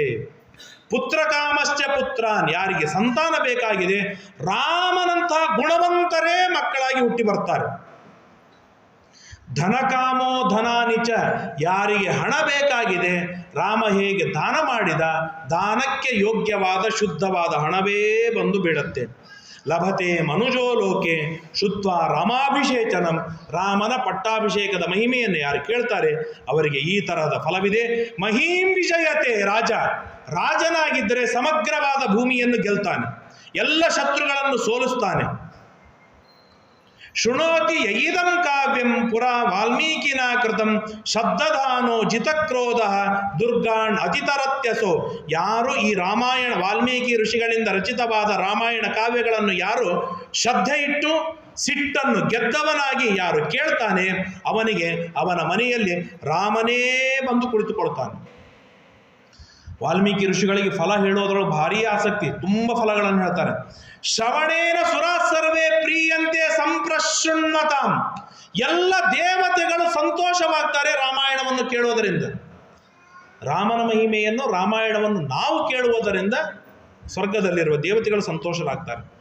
ವಿನಾಯಕಾಷ್ಟ ಶಾಮ್ಯಂತಿ, ನಮ್ಮ ಸಾಧನೆಗಳಿಗೆ ವಿಘ್ನವಾಗಿ ಇರುವ ಏನೆಲ್ಲ ವಿನಾಯಕರಿದ್ದಾರೆ ಆ ಎಲ್ಲ ವಿನಾಯಕರು ಸತ್ತು ಹೋಗ್ತಾರೆ. ಗೃಹೇ ತಿಷ್ಟಂತಿ, ಮನೆಯೊಳಗಿರುತ್ತೆ, ನೂರಾರು ವಿಘ್ನಗಳು ಮನೆಯೊಳಗಿರುತ್ತೆ. ಹೊರಗೆ ತುಂಬ ಹರಟಿ ಹೊಡೆದಿರ್ತಾನೆ, ಮನೆಗೆ ಬಂದ್ಮೇಲೆ ಶಾಂತ ಆಗಿಬಿಡ್ತಾನೆ. ಅದು ಯಾಕೆ ಶಾಂತ ಆಗ್ತಾನೆ? ಅವೆಲ್ಲ ಒಳಗಿನ ನೆಗೆಟಿವಿಟಿ ಶಕ್ತಿಗಳು, ಭೂತಪ್ರೇತ ಪಿಶಾಚಿಗಳ ಪೀಡೆಗಳು, ಬ್ರಹ್ಮರಾಕ್ಷಸರ ಪೀಡೆಗಳು, ಸಾವಿರಾರು ಪೀಡೆಗಳು ಇರ್ತವೆ. ಆ ಎಲ್ಲ ಪೀಡೆಗಳು ಶಾಂತವಾಗಿ ಬಿಡುತ್ತೆ, ಸಮಾಧಾನವಾಗುತ್ತೆ. ಸ್ತ್ರೀಯೋ ರಜಸ್ವಲ ಶುತ್ವ ಪುತ್ರಾನ್ ಸೂಯುರನುತ್ತಮ, ಸ್ತ್ರೀಯರು ರಾಮಾಯಣವನ್ನು ಕೇಳಿದರೆ ಅತ್ಯುತ್ತಮತಮರಾದ ಸಂತಾನವನ್ನು ತಾವು ಪಡಿತಾರೆ. ಸರ್ವ ಪಾಪೈ ಪ್ರಮುಚ್ಯತೆ ದೀರ್ಘವಾಯುರವಾಪ್ನುಯಾತ್, ರಾಮ ಹೇಗೆ 13,000 ವರ್ಷ ರಾಜ್ಯವಾಡಿದ ಆ ನಿಟ್ಟಿನೊಳಗೆ ಪೂರ್ಣವಾದ ಆಯುಷ್ಯ, ಪರಿಪೂರ್ಣವಾದ ಸಾಧನೆ ರಾಮಾಯಣ ಕೇಳುವುದರಿಂದ ಆಗತ್ತೆ. ಐಶ್ವರ್ಯಂ ಪುತ್ರಲಾಭಶ್ಚ ಭವಿಷ್ಯತಿ ನ ಸಂಶಯ, ದಿವ್ಯವಾದ ಐಶ್ವರ್ಯ, ಉತ್ತಮವಾದ ಪುತ್ರಲಾಭ ಹಾಗೇ ಆಗತ್ತೆ, ಇದರೊಳಗೆ ಸಂಶಯವಿಲ್ಲ. ರಾಮಾಯಣ ಮಿದಂ ಕೃತ್ಸ್ನಂ ಶೃಣ್ವತ ಪಠದ ಸದಾ ಪ್ರಿಯತೆ ಸತತಂ ರಾಮ ಸಹಿ ವಿಷ್ಣು ಸನಾತನ. ರಾಮಾಯಣವನ್ನು ಯಾರು ಕೇಳ್ತಾರೆ, ಯಾರು ಪಠಣ ಮಾಡ್ತಾರೆ, ಹೇಳ್ತಾರೆ, ಅವರ ಮೇಲೆ ರಾಮ ನಿರಂತರವಾಗಿ ಸಂತುಷ್ಟನಾಗಿರ್ತಾನೆ, ನಿರಂತರವಾಗಿ ಸಂತುಷ್ಟನಾಗಿರ್ತಾನೆ. ಕುಟುಂಬ ವೃದ್ಧಿಂ ಧನಧಾನ್ಯ ವೃದ್ಧಿಂ ಸ್ತ್ರೀಯಶ್ಚ ಮುಖ್ಯಾ ಸುಖಮುತ್ತಮಂಚ ಶುದ್ವಾ ಶುಭಂ ಕಾವ್ಯಮಿದಂ ಮಹಾರ್ಥಂ ಪ್ರಾಪ್ನೋತಿ ಸರ್ವಾಂ ಭುವಿ ಚಾರ್ಥಸಿದ್ಧಿಂ. ವಾಲ್ಮೀಕಿ ಋಷಿಗಳು ಆದ್ದರಿಂದ ಈ ಮನುಷ್ಯರಿಗೆ ಏನು ಬೇಕು, ನಮ್ಗೆ ಇದೇ ಬೇಕು. ಏನು ಬೇಕು? ಕುಟುಂಬ ವೃದ್ಧಿ ಆಗಬೇಕು, ಧನಧಾನ್ಯದ ಸಮೃದ್ಧಿ ಆಗಬೇಕು, ಸ್ತ್ರೀಯರಿಂದ ಉತ್ತಮವಾದ ಸುಖ ಸಿಗಬೇಕು, ಈ ಎಲ್ಲ ವೈಭವಗಳು ಕೂಡ ರಾಮಾಯಣದಿಂದ ಸಿಗತ್ತೆ. ಆಯುಷ್ಯ, ಆರೋಗ್ಯ, ಯಶಸ್ಸು, ಸೌಭ್ರಾತೃಕ, ಉತ್ತಮವಾದ ಅಣ್ಣ ತಮ್ಮಂದಿರು, ಉತ್ಕೃಷ್ಟವಾದ ಬುದ್ಧಿ, ಪರಮ ಶುಭ ಮಂಗಳ, ಇದು ಎಲ್ಲವೂ ಕೂಡ ರಾಮಾಯಣದಿಂದ ನಮಗೆ ವೈಭವದಿಂದ ಸಿಕ್ಕು ಬರ್ತದೆ. ಇತ್ಯಾದಿಯಾದ ಸಕಾಮವಾದ ನೂರಾರು ಫಲಗಳನ್ನು ಹೇಳ್ತಾರೆ. ಮತ್ತೆ ಮುಂದೆ ಹೇಳ್ತಾರೆ, ವಾಚಕಾಯ ಚ ದಾತವ್ಯಂ ವಸ್ತ್ರಂ ಧೇನು ಹಿರಣ್ಯಕಂ ವಾಚಕೆ ಪರಿತುಷ್ಟೇತು ತುಷ್ಟ ಸ್ಯುತ್ ಸರ್ವದೇವತಾ. ಯಾರು ರಾಮಾಯಣ ಪಠಣವನ್ನು ಮಾಡ್ತಾನೆ ಅವನಿಗೆ ವಸ್ತ್ರ, ಧೇನು, ಬಂಗಾರ ಇತ್ಯಾದಿಗಳ ದಾನವನ್ನು ಕೊಟ್ಟು ಅವನನ್ನು ಸಂತೋಷಪಡಿಸಿದರೆ ಎಲ್ಲ ದೇವತೆಗಳು ಸಂತೋಷ ಪಡ್ತಾರೆ. ರಾಮಾಯಣಂ ಗೋ ವಿಸರ್ಗೆ, ಯಾವಾಗ ಕೇಳಬೇಕು ರಾಮಾಯಣ? ಗೋ ವಿಸರ್ಗೆ, ಆಕಳನ್ನು ಬಿಡುವಾಗ ರಾಮಾಯಣವನ್ನು ಕೇಳಬೇಕು, ಅಂದರೆ ಪ್ರಾತಃ ಕಾಲದೊಳಗೆ, ಅಥವಾ ಆಗುವುದಿಲ್ಲ ಬೆಳಿಗ್ಗೆ ಮಧ್ಯಾಹ್ನದೊಳಗೆ ಕೇಳು. ಮಧ್ಯಾಹ್ನ ನನ್ನ ಟೈಮ್ ಇಲ್ಲ, ಸಾಯಾಹ್ನದೊಳಗೆ ಕೇಳು. ಇಲ್ಲವೋ ರಾತ್ರಿ ಆದರೂ ಕೂಡ 10 ನಿಮಿಷ ರಾಮಾಯಣವನ್ನು ಕೇಳಿ ಮಲಗಬೇಕು. ಏನ್ ಬರ್ತದೆ ಕೇಳೋದ್ರಿಂದ ಅಂತಂದ್ರೆ, ಅಶ್ವಮೇಧ ಸಹಸ್ರಸ್ಯ ವಾಜಪೇಯಾಯುತಸ್ಯ ಚ 1000 ಅಶ್ವಮೇಧ ಯಾಗದ ಫಲವೇನಿದೆ, 10 ನಿಮಿಷ ರಾಮಾಯಣವನ್ನು ಕೇಳುವುದರಿಂದ ನಮಗೆ ಫಲ ಸಿಕ್ಕು ಬರ್ತದೆ. ವಾಜಪೇಯ ಯಾಗ 10,000 ವಾಜಪೇಯ ಯಾಗ ಮಾಡಿದರೆ ಏನು ಪುಣ್ಯವಿದೆ, ಆ ಪುಣ್ಯ ರಾಮಾಯಣ ಕೇಳುವುದರಿಂದ ಬರುತ್ತದೆ. ಲಭತೆ ಶ್ರವಣಾದೇವ ಸರ್ಗಸ್ಯೇಕಸ್ಯ ಮಾನವ. ಒಂದು ಸರ್ಗ 20, 30, ಮ್ಯಾಕ್ಸಿಮಮ್ 40 ಶ್ಲೋಕಗಳು ಒಂದೊಂದು ಸರ್ಗದಲ್ಲಿವೆ. ಅಷ್ಟನ್ನು ಕೇಳೋದ್ರಿಂದ ಇಷ್ಟು ಬರುತ್ತೆ. ಪ್ರಯಾಗಾದೀನಿ ತೀರ್ಥಾನಿ. ಯಾರಾದರೂ ಬದರಿಗೆ ಹೋಗಿ ಬಂದಿರ? ಎಷ್ಟು ಖರ್ಚಾಗಿದೆ ಒಬ್ಬರಿಗೆ?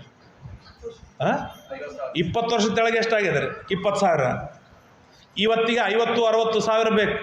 ಒಂದು ಕುಟುಂಬ ನಾವು ಬದರಿಗೆ ಹೋಗಿ ಬರ್ತೀವಿ ಅಂತಂದ್ರೆ ಮಿನಿಮಮ್ 14,000. ಒಬ್ಬರಿಗೆ 14, ಮತ್ತೆ 28ಕ್ಕೆ ಬಂತು. ಇವತ್ತು 50-60 ಸಾವಿರ ಬೇಕು. ಏನು ಅಂಥದ್ದು 100 ಬಾರಿ ಮಾಡೋದಕ್ಕೆ ಯಾವ ಲಕ್ಷ ಹೋಯ್ತು? ಲಕ್ಷ 2 ಸಲಕ್ಕೆ ಲಕ್ಷ ಹೋಯ್ತು ಅದು. ಅಂಥದ್ದು ಲಭತೆ ಪ್ರಯಾಗಾದೀನಿ ತೀರ್ಥಾನಿ ಗಂಗಾದ್ಯ ಸರಿತಸ್ತತ ನೈಮಿಷಾದಿ ಅರಣ್ಯಾನಿ ಕುರುಕ್ಷೇತ್ರಾದಿಕಾನ್ಯಪಿ ಗತಾನಿ ತೇನ ಲೋಕೇಸ್ಮಿನ್ ಏನ ರಾಮಾಯಣಂ ಶ್ರುತಂ.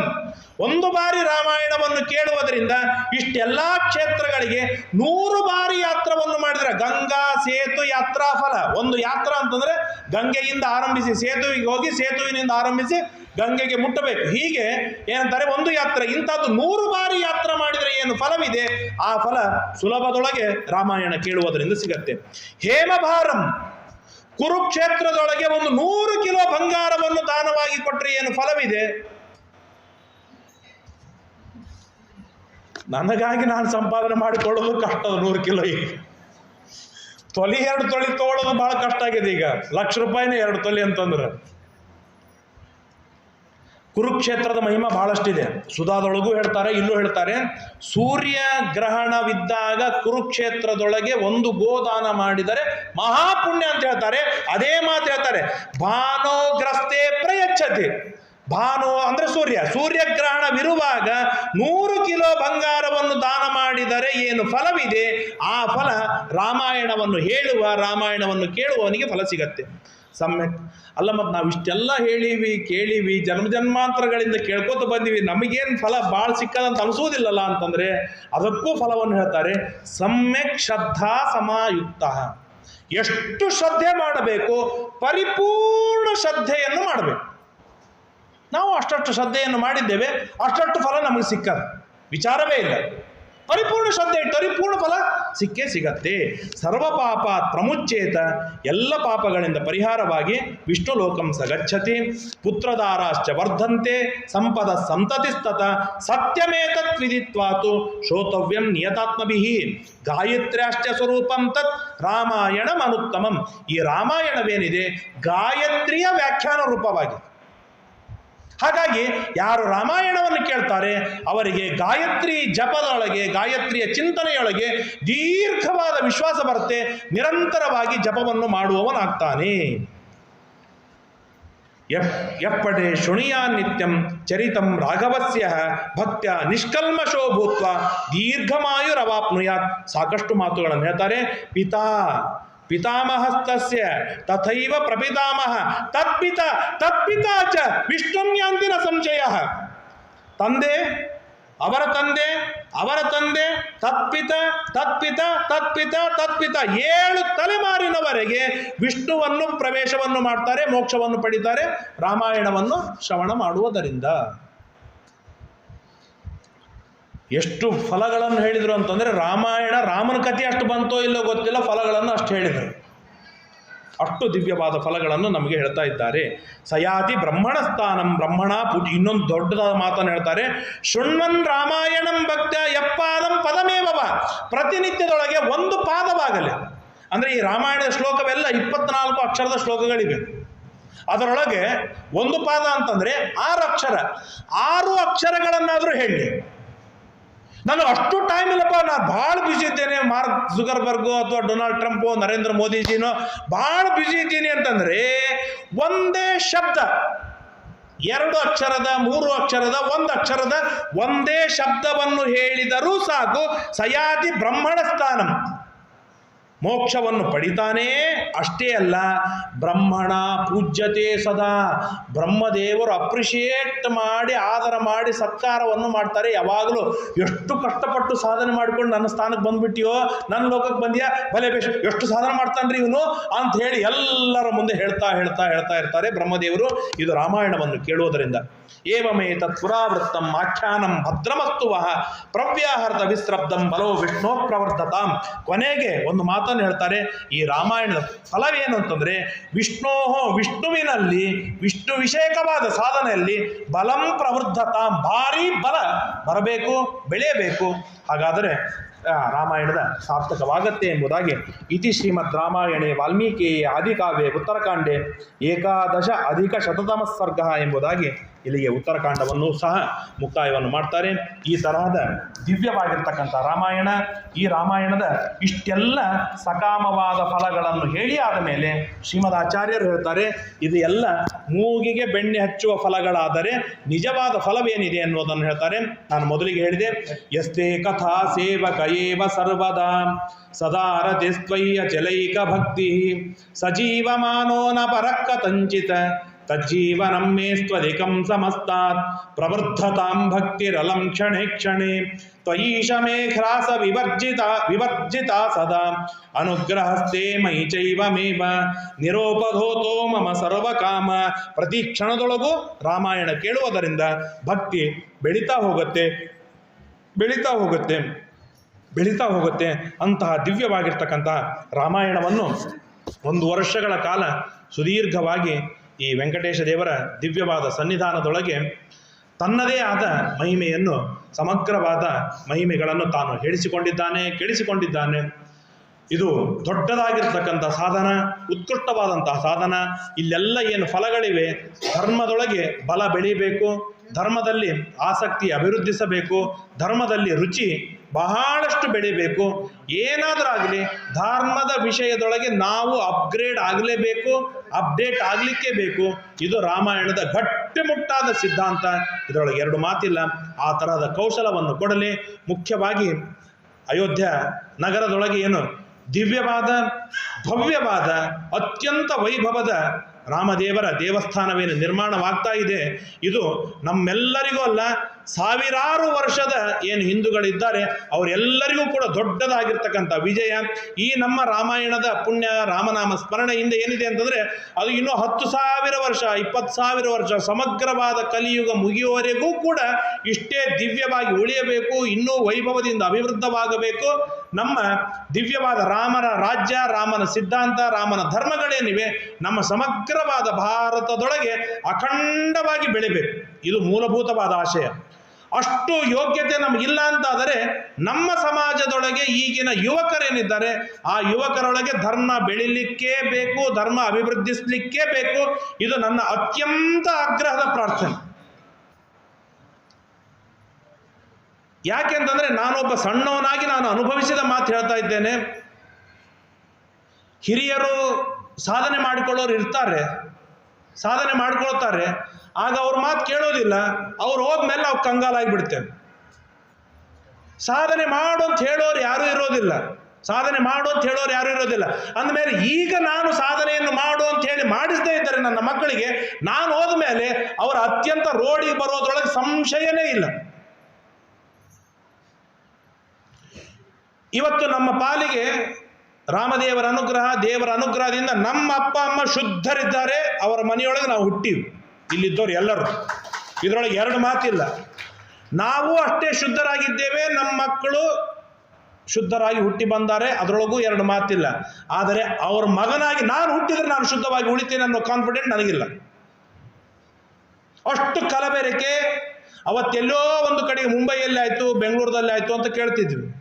ಇವತ್ತು ಓಣಿಗೆ ಮನೆಗೆ, ಒಂದು ಮನೆ ಬಿಟ್ಟು ಇನ್ನೊಂದು ಮನೆಗೆ, ಒಂದು ಓಣಿ ಬಿಟ್ಟು ಇನ್ನೊಂದು ಮನೆಗೆ ಆಗ್ತಾ ಇದೆ. ಮುಂದೆ ನಾವು ಇಷ್ಟು ಶುದ್ಧವಾದ ಧರ್ಮದಲ್ಲಿ ಬರ್ತೇವೆ, ಮುಂದಿನ ಜನ್ಮದೊಳಗೆ ನಾನು ಬರ್ತೇನೆ ಎನ್ನುವ ಕಾನ್ಫಿಡೆಂಟ್ ನನಗಂತೂ ಇಲ್ಲ.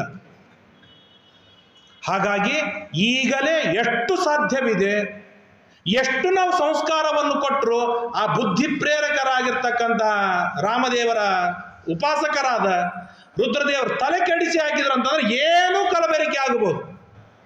ಹೌದು, ಇವತ್ತು ನನ್ನ ಮನೆಯೊಳಗೆ ದೇವ್ರ ಪೂಜೆ ಮಾಡ್ದೇನೆ ನಾನು ಊಟ ಮಾಡಬೇಕು ಅಂತೇಳಿ ಪ್ರಯತ್ನ ಪಟ್ಟು ಹಠಪಟ್ಟು ಪ್ರತಿಜ್ಞೆ ಮಾಡಿ ಇಡೀ ಜೀವನ ದೇವರ ಪೂಜೆ ಮಾಡದೇ ಇರೋ ಮನೆಗಳನ್ನು ನಾವು ನೋಡ್ತೀವೋ ಇಲ್ಲ?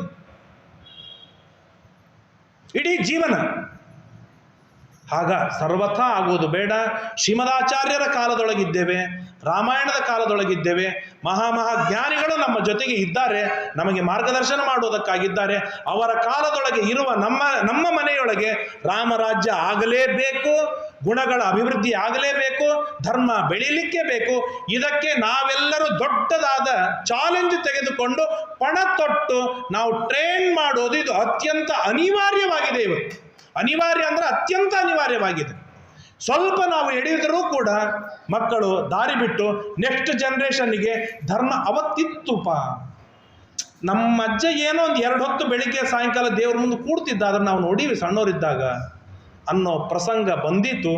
ಆ ಥರದ ಬರದಿರುವಂತೆ ರಾಮದೇವರು, ಹನುಮಂತ ದೇವರು, ಇಲ್ಲಿರುವ ದೇವತೆಗಳು, ವಿಭೀಷಣಾದಿಗಳು ಅಥವಾ ಭರತ ಲಕ್ಷ್ಮಣಾದಿಗಳು ನಮ್ಮ ಒಳಗೆ ನಿಂತು ಅಂತರ್ಯಾಮಿಯಾಗಿ ನಿಂತು ಪ್ರೇರಣೆಯನ್ನು ಮಾಡಿ ಶಕ್ತಿಯನ್ನು ಕೊಟ್ಟು ನಮ್ಮನ್ನು ಉತ್ಕೃಷ್ಟವಾದ ಸನ್ಮಾರ್ಗದಲ್ಲಿ ಇರಿಸಲಿ ಎಂಬುದಾಗಿ ಪ್ರಾರ್ಥನೆಯನ್ನು ಮಾಡ್ತೇನೆ. 1.5 ಗಂಟೆ ಆಯಿತು, ತುಂಬ ಹೆಚ್ಚಾಯಿತು. ಎಲ್ಲರಲ್ಲೂ ಪೂರ್ಣ ಮನಪೂರ್ವಕ ಕ್ಷಮೆಯನ್ನು ಕೇಳ್ತಾ ಇವತ್ತಿನ ಈ ರಾಮಾಯಣವನ್ನು ಮುಕ್ತಾಯವನ್ನು ಮಾಡ್ತೇನೆ. ಶ್ರೀಕೃಷ್ಣಾರ್ಪಣಮಸ್ತು. ಯಸ್ ಸರ್ವಗುಣ ಸಂಪೂರ್ಣ ಸರ್ವದೋಷ ವಿವರ್ಜಿತ ಪ್ರಿಯತಾಂ ಅದೇ ಯಸ್ ಸರ್ವಗುಣ ಸಂಪೂರ್ಣ ಸರ್ವದೋಷ ವಿವರ್ಜಿತ ಪ್ರಿಯತಾಂ ಪ್ರೀತಯೇವಾಲಂ ವಿಷ್ಣುರ್ಮೆ ಪರಮಸ್ಸಹೃತ. ಎಲ್ಲರೂ ಹೇಳಿ, ಭವೇ ಭವೇ ಯಥಾ ಭಕ್ತಿ ಪಾದಯೋ ತವ ಜಾಯತೆ ತಥಾ ಕುರುಷ್ವ ದೇವೇಶ ನಾಥಸ್ತ್ವಂ ನೋ ಯತಃ ಸದಾ ಪ್ರವೃದ್ಧತಾಂ ಭಕ್ತಿರಲಂ ಕ್ಷಣೇ ಕ್ಷಣೇ ತ್ವಯೀಶ ಮೇ ಭಾಸ ವಿವರ್ಜಿತ ಸದಾ ಅನುಗ್ರಹಸ್ತೆ ಮಯಿ ಚೈವಮೇವ ನಿರೋಪಧೋತೋ ಮಮ ಸರ್ವಕಾಮ. ಯಸ್ ಸರ್ವಗುಣ ಸಂಪೂರ್ಣ ಸರ್ವದೋಷ ವಿವರ್ಜಿತ ಪ್ರಿಯತಾಂ ಪ್ರೀತಯೇವಾಲಂ ವಿಷ್ಣುರ್ಮೇ ಪರಮಸ್ಸಹೃತ ಅನೇನ ಭಾವಿ ಯತ್ಪುಣ್ಯಂ ತದಾಪ್ನೋತು ಗುರುನ್ನಮ. ಶ್ರೀಕೃಷ್ಣಾರ್ಪಣಮಸ್ತು. ಈ 1 ವರ್ಷದ ಸುದೀರ್ಘವಾಗಿರ್ತಕ್ಕಂತಹ ರಾಮಾಯಣದ ಆಯೋಜನೆಯನ್ನು ನಮ್ಮ ಸಂಕರ್ಷಣಾಚಾರ್ಯರು ಹಾಗೂ ದೇವಸ್ಥಾನದ ಸಮಿತಿಯವರೆಲ್ಲರೂ ವಿಚಾರವನ್ನು ಮಾಡಿದಾಗ ಪಾಪ ಅವರು ಎಲ್ಲ ಅದೇ ಏನು ಪ್ರತಿಯೊಂದು ಉಪನ್ಯಾಸದೊಳಗೂ ಅವರಲ್ಲಿ ಅವರು ತಿಕ್ಕಣ್ಣ ಅಂತ ಏನು ಅವರ ಕುಟುಂಬದವರು ಬಂದು ಕೂಡಬೇಕು ಎಂದಿಗೂ ತಪ್ಪಿಸ್ತಿದ್ದಿಲ್ಲ. ನಾನು ನೋಡ್ತಾ ಇದ್ದೇನೆ, ನಾನು ಇಲ್ಲಿ 6-8 ವರ್ಷದಿಂದ ಉಪನ್ಯಾಸಕ್ಕೆ ಬರ್ತಾ ಇದ್ದೇನೆ, ಎಂದಿಗೂ ತಪ್ಪಿಸಿದ್ದೆಲ್ಲ ಕೂಡಬೇಕು. ಈ ಬಾರಿ ಅಂತೂ ಸಮಗ್ರವಾದ 1 ವರ್ಷದೊಳಗೆ 8-10 ಉಪನ್ಯಾಸಗಳಾದರೆ ಆ ಎಲ್ಲ ಉಪನ್ಯಾಸಗಳು ರಾಮದೇವರ ಪ್ರೀತಿಗಾಗಿ ನಾನು ಮಾಡಿಸ್ತೇನೆ ಅಂತೇಳಿ ಪರಿಪೂರ್ಣವಾದ ಹೊಣೆಗಾರಿಕೆಯನ್ನು ಹೊತ್ತುಕೊಂಡು ರಾಮದೇವರ ದಿವ್ಯವಾಗಿರ್ತಕ್ಕಂಥ ಸೇವೆಯನ್ನು ಮಾಡಿದ್ದಾರೆ. ಮಾಡೋರು ಸೇವೆ ಮಾಡ್ತಾರೆ, ಹೇಳೋರು ಹೇಳ್ತಾರೆ, ನಡು ಕೂಡೋರು ಯಾರು ಕೂಡದೇ ಇದ್ರೆ ಏನು ಮಾಡಬೇಕು? ಏನು ಇಷ್ಟು ಜನ 70-80 ಜನ ಅಂದರೆ ಇದು ಏನು ಇಲ್ಲ ರಾಮನ ಆಕರ್ಷಣೆ ಇದು, ರಾಮನ ಆಕರ್ಷಣೆ ಇದು. ರಾಮ ರಾಮ ರಾಮ ರಾಮ ಆ ಮರ ಈ ಮರ ಧ್ಯಾನಿಸುತ್ತಿರುವಾಗ ರಾಮನಾಮವೆಂಬ ನಾಮವೇ ಸಾಕು ಕಾಯಿತು ಎಂಬುದಾಗಿ ಹೇಳಿದಂತೆ ರಾಮನ ಮೇಲೆ ಒಂದು ಭಕ್ತಿ ಅತಿಶಯದಿಂದ ಅವರು ವಿಶೇಷವಾಗಿ ಮಾಡಿದ್ದಾರೆ. ಅವರಿಗೆ ಅವರ ಕುಟುಂಬಕ್ಕೆ ಸಮಗ್ರವಾದ ಆಯುಷ್ಯವನ್ನು ಕೊಟ್ಟು ಪೂರ್ಣವಾದ ಸಾಧನೆಯನ್ನು ಮಾಡಿಸಿ ಉತ್ತಮವಾದ ರಾಮದೇವರ ಭಕ್ತರಾಗಲಿ, ಹನುಮಂತನ ಭಕ್ತರಾಗಲಿ, ಸಮಗ್ರವಾದ ಶಾಸ್ತ್ರಜ್ಞಾನ ಶ್ರವಣವನ್ನು ಮಾಡುವ ಸೌಭಾಗ್ಯವನ್ನು ಕೊಡಲಿ ಎಂಬುದಾಗಿ ರಾಮದೇವರಲ್ಲಿ ವಿಶೇಷವಾಗಿ ಪ್ರಾರ್ಥನೆಯನ್ನು ಮಾಡ್ತೇನೆ. ಮತ್ತು ಆಯೋಜಕರು ಹಾಗೂ ಏನಂತಾರೆ ಪ್ರಾಯೋಜಕರು ಇಬ್ಬರಿಗೂ ಕೂಡ ಜೋರಾದ ಚಪ್ಪಾಳೆಯೊಂದಿಗೆ ಅಭಿನಂದನೆಯನ್ನು ಸಲ್ಲಿಸೋಣ. ಇಷ್ಟೆಲ್ಲ ಶ್ರದ್ಧೆ, ಅವರ ಪ್ರಯತ್ನ, ಅವರ ತ್ಯಾಗದಿಂದ ನನಗೆ 6 ದಿವಸ ಹೇಳುವ ಸೌಭಾಗ್ಯ ನನಗೆ ಸಿಕ್ಕರೆ ವರ್ಷ ಪೂರ್ತಿ ಕೇಳುವ ಸೌಭಾಗ್ಯ ರಾಮದೇವರು ತಮ್ಮೆಲ್ಲರಿಗೂ ಕೊಟ್ಟಿದ್ದಾರೆ. ಆದ್ದರಿಂದಾಗಿ ಆ ರಾಮದೇವರಿಗೆ, ಹನುಮಂತ ದೇವರಿಗೆ ಚಿರಋಣಿಯಾಗಿರೋಣ, ಅವರಿಗೆ ಅನಂತ ನಮಸ್ಕಾರಗಳನ್ನು ಸಲ್ಲಿಸೋಣ ಎಂಬುದಾಗಿ ಸಲ್ಲಿಸ್ತೇನೆ. ಜೊತೆಗೆ ಈಗ ರಾಮಾಯಣ ರಾಮದೇವರ ಉತ್ಸವದ ನಿಮಿತ್ತಕವಾಗಿ ಅತ್ಯಂತ ಶ್ರದ್ಧೆಯಿಂದ ಉತ್ಸಾಹದಿಂದ ರಾಮದೇವರ ಒಂದು ಪಲ್ಲಕ್ಕಿ ಉತ್ಸವವನ್ನು ಮಾಡಬೇಕು ಎಂಬುದಾಗಿ ಎಲ್ಲರ ಅಪೇಕ್ಷೆ ಆಗಿದೆ. ಶೀಘ್ರದೊಳಗೆ ಉತ್ಸವವನ್ನು ಮುಗಿಸಿ ಮಂತ್ರಾಕ್ಷತೆಯನ್ನು ತೆಗೆದುಕೊಂಡು ರಾಮದೇವರ ಮುಂದೆ ಒಂದು ಸಂಕಲ್ಪವನ್ನು ಮಾಡಿ, ನಿತ್ಯದೊಳಗೂ ರಾಮಾಯಣ ಅತ್ಯಲ್ಪವಾದರೂ ಕೇಳುತ್ತಿರ್ತೇನೆ, ನನ್ನ ಮಕ್ಕಳಿಗೆ ಕೇಳಿಸ್ತೇನೆ, ನನ್ನ ಮಕ್ಕಳನ್ನು ಧರ್ಮ ಮಾರ್ಗದಲ್ಲಿ ಇಡಿಸುವ ನಿರಂತರ ಪ್ರಯತ್ನ ನಾನು ಮಾಡ್ತೇನೆ ಎಂಬುದಾಗಿ ಪ್ರತಿಜ್ಞೆಯನ್ನು ಮಾಡೋಣ ಎಂಬುದಾಗಿ ತಿಳಿಸ್ತೇನೆ. ಇವತ್ತಿನ 4 ಮಾತು ಮುಕ್ತಾಯ ಮಾಡ್ತೇನೆ. ಶ್ರೀರಾಮ ರಾಮ ರಾಮೇತಿ ರಮೇ ರಾಮೇ ಮನೋರಮೆ ಸಹಸ್ರನಾಮ ತತ್ತುಲ್ಯಂ. 1.5 ತಾಸು ನಾ ಹೇಳಿನಿ. ಸಹಸ್ರನಾಮ ತತ್ತುಲ್ಯಂ ರಾಮನಾಮ ವರಾನನೆ. ಜೈ ಶ್ರೀರಾಮ್, ಜೈ ಶ್ರೀರಾಮ್, ಜೈ ಶ್ರೀರಾಮ್.